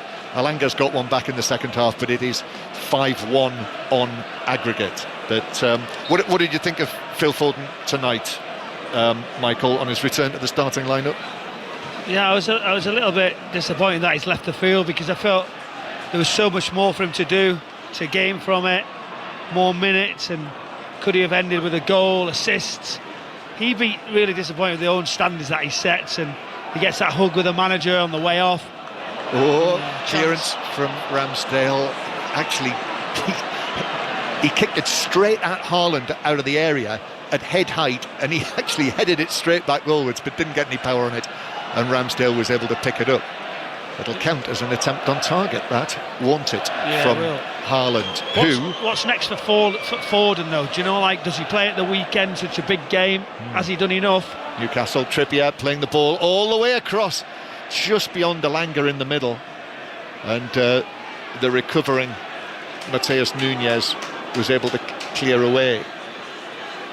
That ball across the back of Manchester City's defence, I've seen a number of teams play that, and just the creeping right up. The high line is obviously allowing it, but if there's no pressure from the wider positions, they're all in field, they can't stop it. Here's Barnes now on the edge of the area who shoots, but that is blocked away by Max Alane, and Manchester City have to play it back to Trafford, who hits it downfield towards Haaland. Botman jumping with him, comes off the Newcastle defender's head. Ramsdale out of his penalty area, and he hits it long, right-footed. Got just under 20 minutes to play here. 5 Live from the BBC. Manchester City not exactly cruising through in terms of how the match is at the moment, but certainly they are into the final on the scoreline that we have. At half-time, when you've got that lead like you have, thought Newcastle could have some sort of reaction, but really City should have had more control. Newcastle have done all right as expected, and they should have been out of sight. They shouldn't have even given Newcastle any opportunity in the second half. And we are heading back to Easter Road. Kenny Crawford. The last time these teams played here, John, Hibs and Dundee United, it finished 3-3. It's now Hibs 2, Dundee United 2.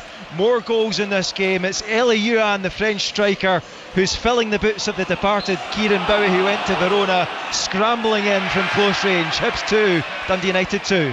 You'll have heard the cheer in the background there, but it had already been given as a free kick to Newcastle for Marmoush's foul on Jacob Ramsey, and even though Marmoush put the ball in the net, the whistle had long gone, so it's still 3-1 to Manchester City. What it does do, Michael, is, and I think it would actually be slightly misleading, but this the fact is of Manchester City's drop-off in the second half in Premier League matches. In fact, Newcastle are winning the second half 1-0 here, but I think with the circumstances of the tie, I'm not sure you can equate the two to the Premier League drop-off, as Newcastle will make another change. Kieran Trippier makes way, and so Will Osula is coming on, as Isaac Hayden was suggesting we might see him in the second half. So Trippier off, and Will Osula, who's had a long layoff this season with an ankle injury, who's out for 3 months, only just come back, so he is onto the field. Back to Rangers, Davy Donaldson. Another one for Rangers, and that's full time as well. It was Mikey Moore who eventually put the ball in the back of net. James Tavernier, of course, had put Rangers in front earlier on the penalty spot after a red card. Bojan Miovski added a second. Andrew Skov made it 3-0. Greg Kelty made it 3-1 before Mikey Moore and Ola Antman got the 2 late goals for Rangers. They are moving within 3 points of Hearts. They go second in the table. They've won by 5-1.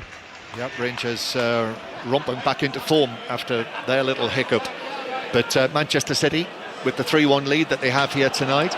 Ball played forward by Elaine to Marmoush in the box, cuts it back towards the edge of the area, and then Reinders twisting, trying to work the ball to Shirky on the edge of the box, but lost his balance, and Newcastle were able to clear it away. Here is Rodri into the action. Forward to Shirky. Shirky looking to get it back from Matheus Nunes, but it's deflected out of play. Look at Pep shaking his head because there's a back heel, and Nunes doesn't pass it as clean as he wanted, and Shirky will just keep trying it, though. You know he's got that little bit of art. He wants to be a showman and do special things. It has finished Livingston 1, Falkirk 2. So a goal back for Livingston, but the bottom club lose at home to Falkirk. So Manchester City has free kick to Newcastle for a little foul by Nico Gonzalez. So free kick to Newcastle, and Tonali has just felt that. Just goes down onto his haunches. Just keep an eye on him. Eddie Howe comes forward, concerned. He's already lost Anthony Gordon tonight. but Tonali walked back towards the halfway line. So yes, for Manchester City, this will be their 10th time in the final in this competition. Only Liverpool will have been in more, 15 times finalists, the record 10 times winners. But for Pep Guardiola and Manchester City, Michael, this would be their 12th cup final, and I'm counting competitions where you play more than one match. And of those finals, 12 finals, City have won 8 and lost 3, which is not a bad conversion rate, although they have lost their last 2 and they give one of them away, just surely for celebrating almost, you know. I think you would think it could have been better than what they had done. He's not happy, Pepe, with some of the passing, some of the people playing forward. Tempo's dropped away. He expects more. It should have been cleaner, should have been more comfortable, more of a coast towards that weekend. Late goal now in the Hibs Dundee United match, Kenny Crawford. Unbelievable, John. 93 minutes gone. Hibs 3, Dundee United 2. It swung again, and the goal from a debutant, a Croatian, a striker, a number 77 who just signed on deadline day, Ante Suto. Brilliant looping header into the top right hand corner. Still 4 minutes of added time to play, but it's Hibs 3, Dundee United 2. Dramatic final minutes there, so we'll be back once the final whistle goes. But Manchester City 3-1 up on the night, 5-1 up on aggregate. Haaland, edge of the area, sets up Marmoush, left foot shot up and over the top of the crossbar just as Chow came across, and he's furious with himself that he couldn't get it on target at least. He could have the match ball, couldn't he? Opportunity for Marmoush as he comes across. Reiner's very good. Haaland just looking, saying there you go, onto that left foot, hit it hard and low across the goalkeeper. It's a young age, it's a simple one, and he just tries to go power, leaning back, not really any sort of control, and it wasn't even just over, was it? It was like a try. Yeah, right over the top of the post. Yeah. Here is Rodri, who takes the ball and passes it back into the back line, and Manchester City have got the ball in front of their own penalty area. Dan Burn comes across, but he goes down, and under pressure from Husanov, I think he is given the free kick. He is near the halfway line, Dan Burn. So yes, and in his entire career, Michael, Pep Guardiola has been in 21 cup finals as a coach and has lost only 4 of them in his entire career. And okay, yeah, normally you'll have the better team, but he's earned it. You know, he's produced it. It's crazy stats. Free kick for Newcastle, hit long into the penalty area, not cleared. Elanga across, right across the face of the goal. And again, I'm not sure how no one was able to get a touch on that. Wissa threw himself in, but no one got a touch, and it's behind. It's a goal kick. How did they not score another goal? Newcastle have had some serious opportunities. Max Alleyne swings at it, misses it. Elanga back post just tries to pull it across, and it misses Trafford. Chinoff almost puts his own goal, and it's inches away, isn't it? Again from City conceding more goals. Newcastle have had enough chances in this match to turn this tie around,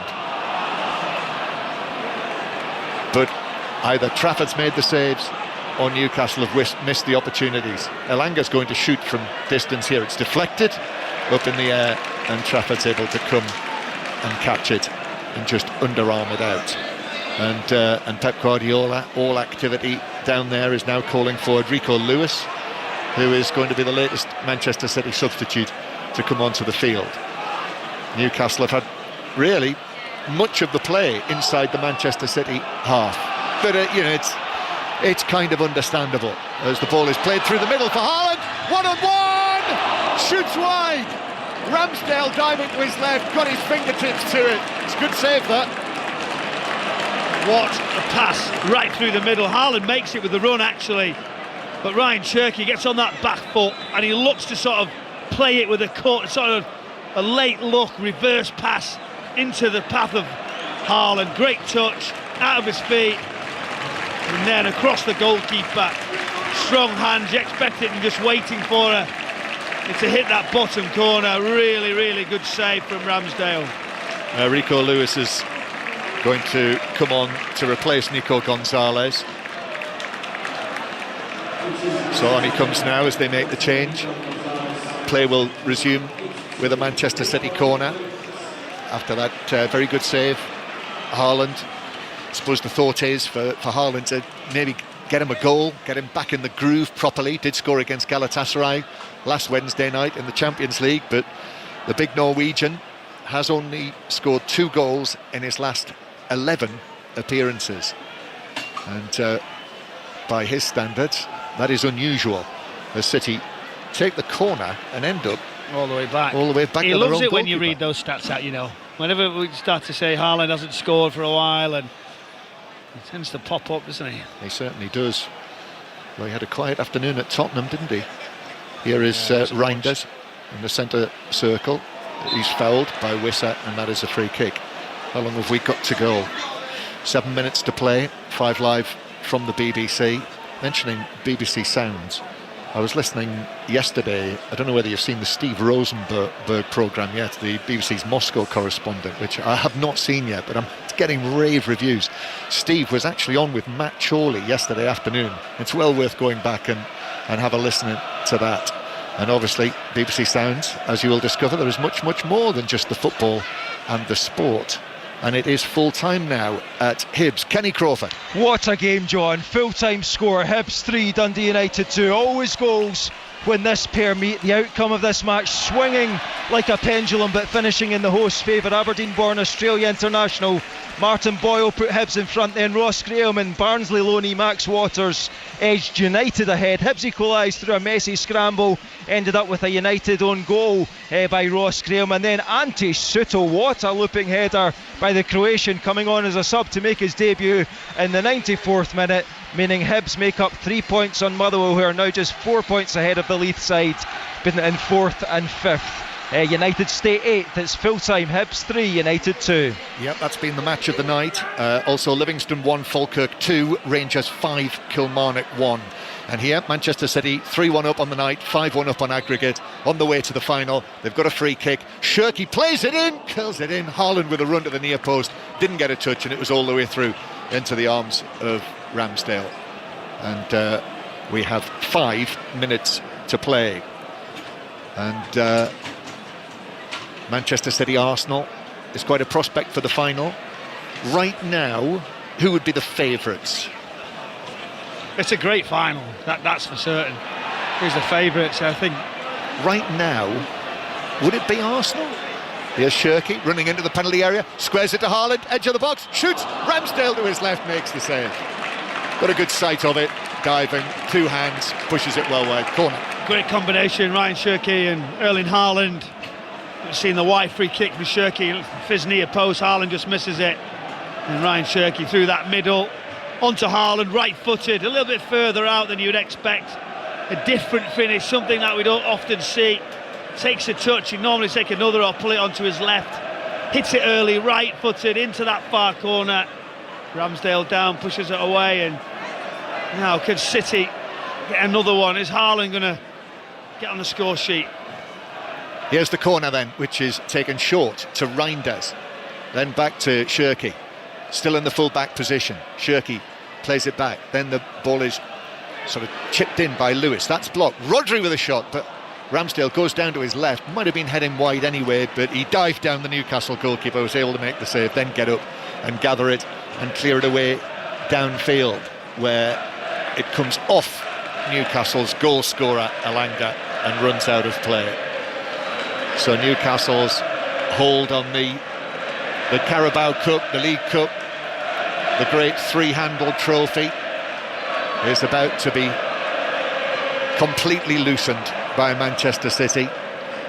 Manchester City, who have had such a good recent record over the course of the last decade or so in this competition. Murphy crossing from the right for Newcastle. It's cleared away. Rodri calmly takes possession, passes it forward to Shirky.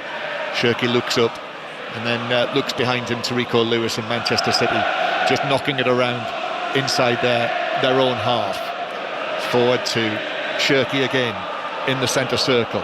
Mention the fact that Manchester City have won this competition 4 times under Pep Guardiola. Mentioned the Arsenal win, which was Pep Guardiola's his first trophy win as the Manchester City manager.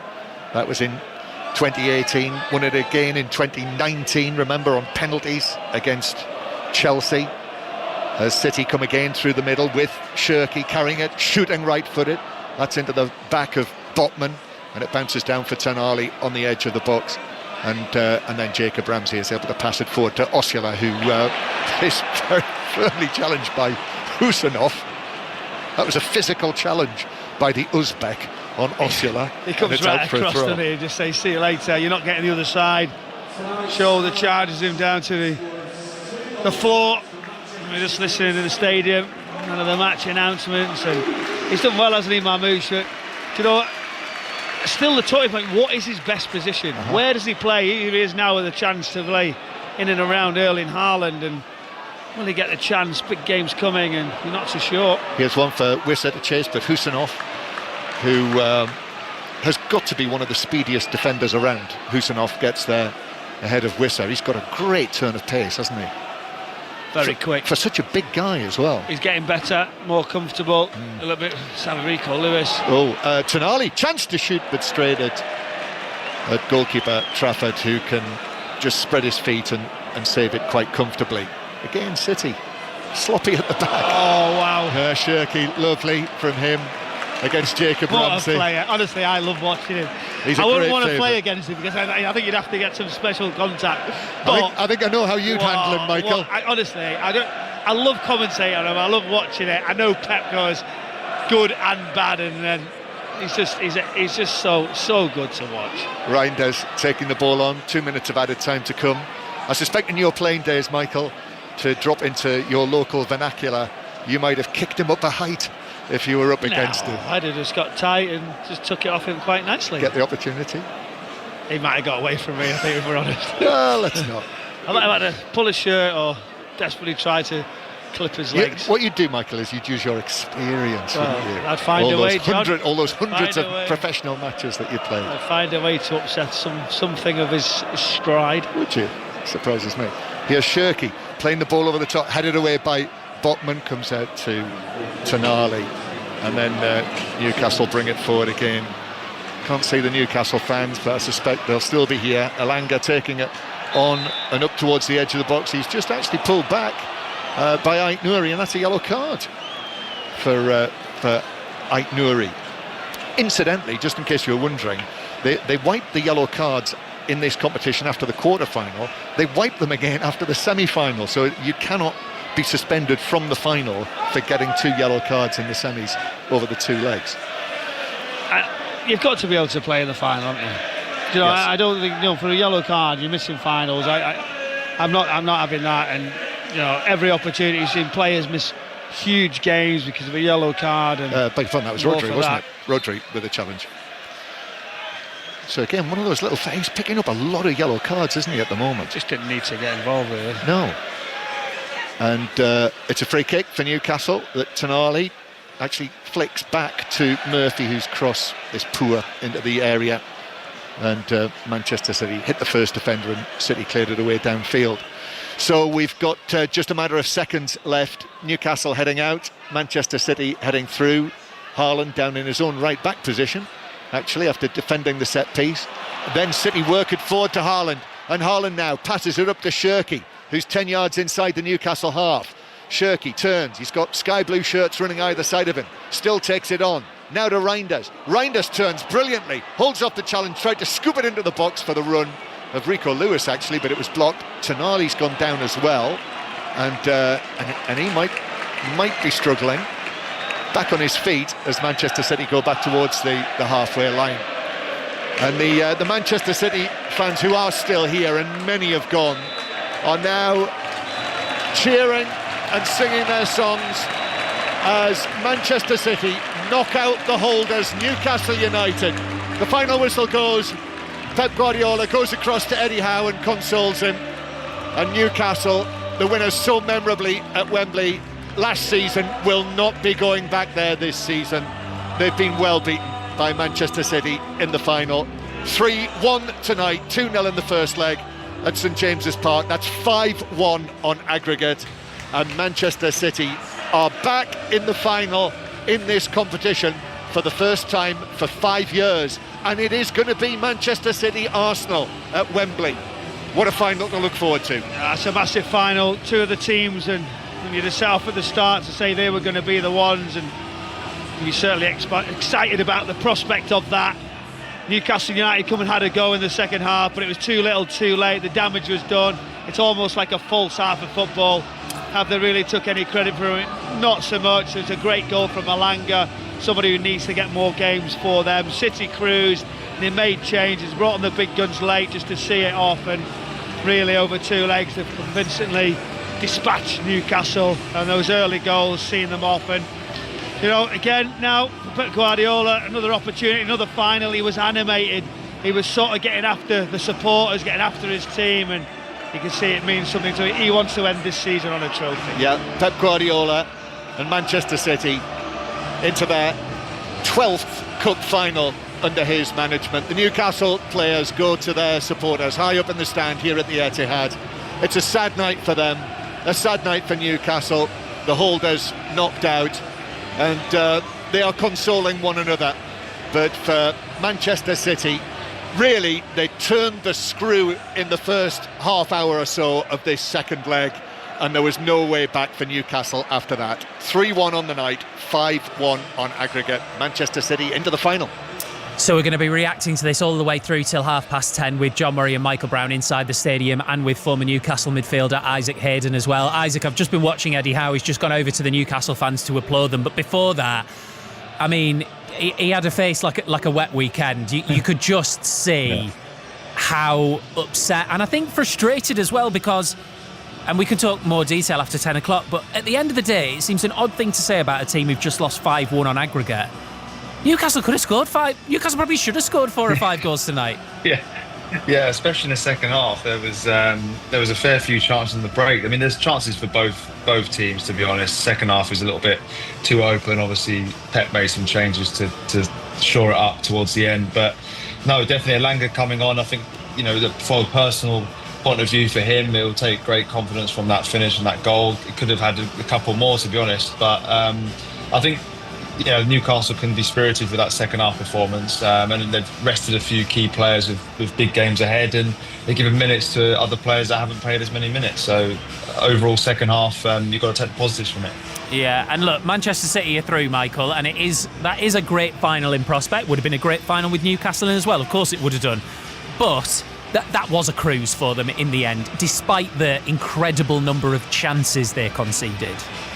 That still is a concern, isn't it? Young Max Lane come on, but obviously you look across that back line, Kushinov still learning. Nunes is not a natural fullback. Ain't nor he is trying to get up to speed with a Pep Guardiola way. And yeah, I think for all the crews, there's still there's something to build on, isn't it? Against the top teams, when you're looking at finals, Champions Leagues, if they want to be successful this season, they're going to have to rapidly improve as a group. And it doesn't just come across the back line, Steve. It starts from the front. It's a collective, it's the way they play, a desire not to let sides get so many opportunities. This has been a really successful night to get to any final. It's a great credit to the team, and to do what they did over 2 legs to a good Newcastle United side. It shows good things, but overall they've still got to keep building. It's just a little shame here that it's sort of been took as like we expected it rather than something earned. Yeah, we're going to be reacting to this all the way through until 10:30. Hopefully between now and Tony Livesey taking over, we should be able to bring you some reaction from inside the Etihad as well. City 3, Newcastle 1, 5-1 on aggregate in the Scottish Premiership. Hibs 3, Dundee United 2, absolute thriller. That Livingston 1, Falkirk 2 and Rangers 5. 10-man Kilmarnock 1. So we'll reflect on all of that as well, all after the news with Dan Maudsley.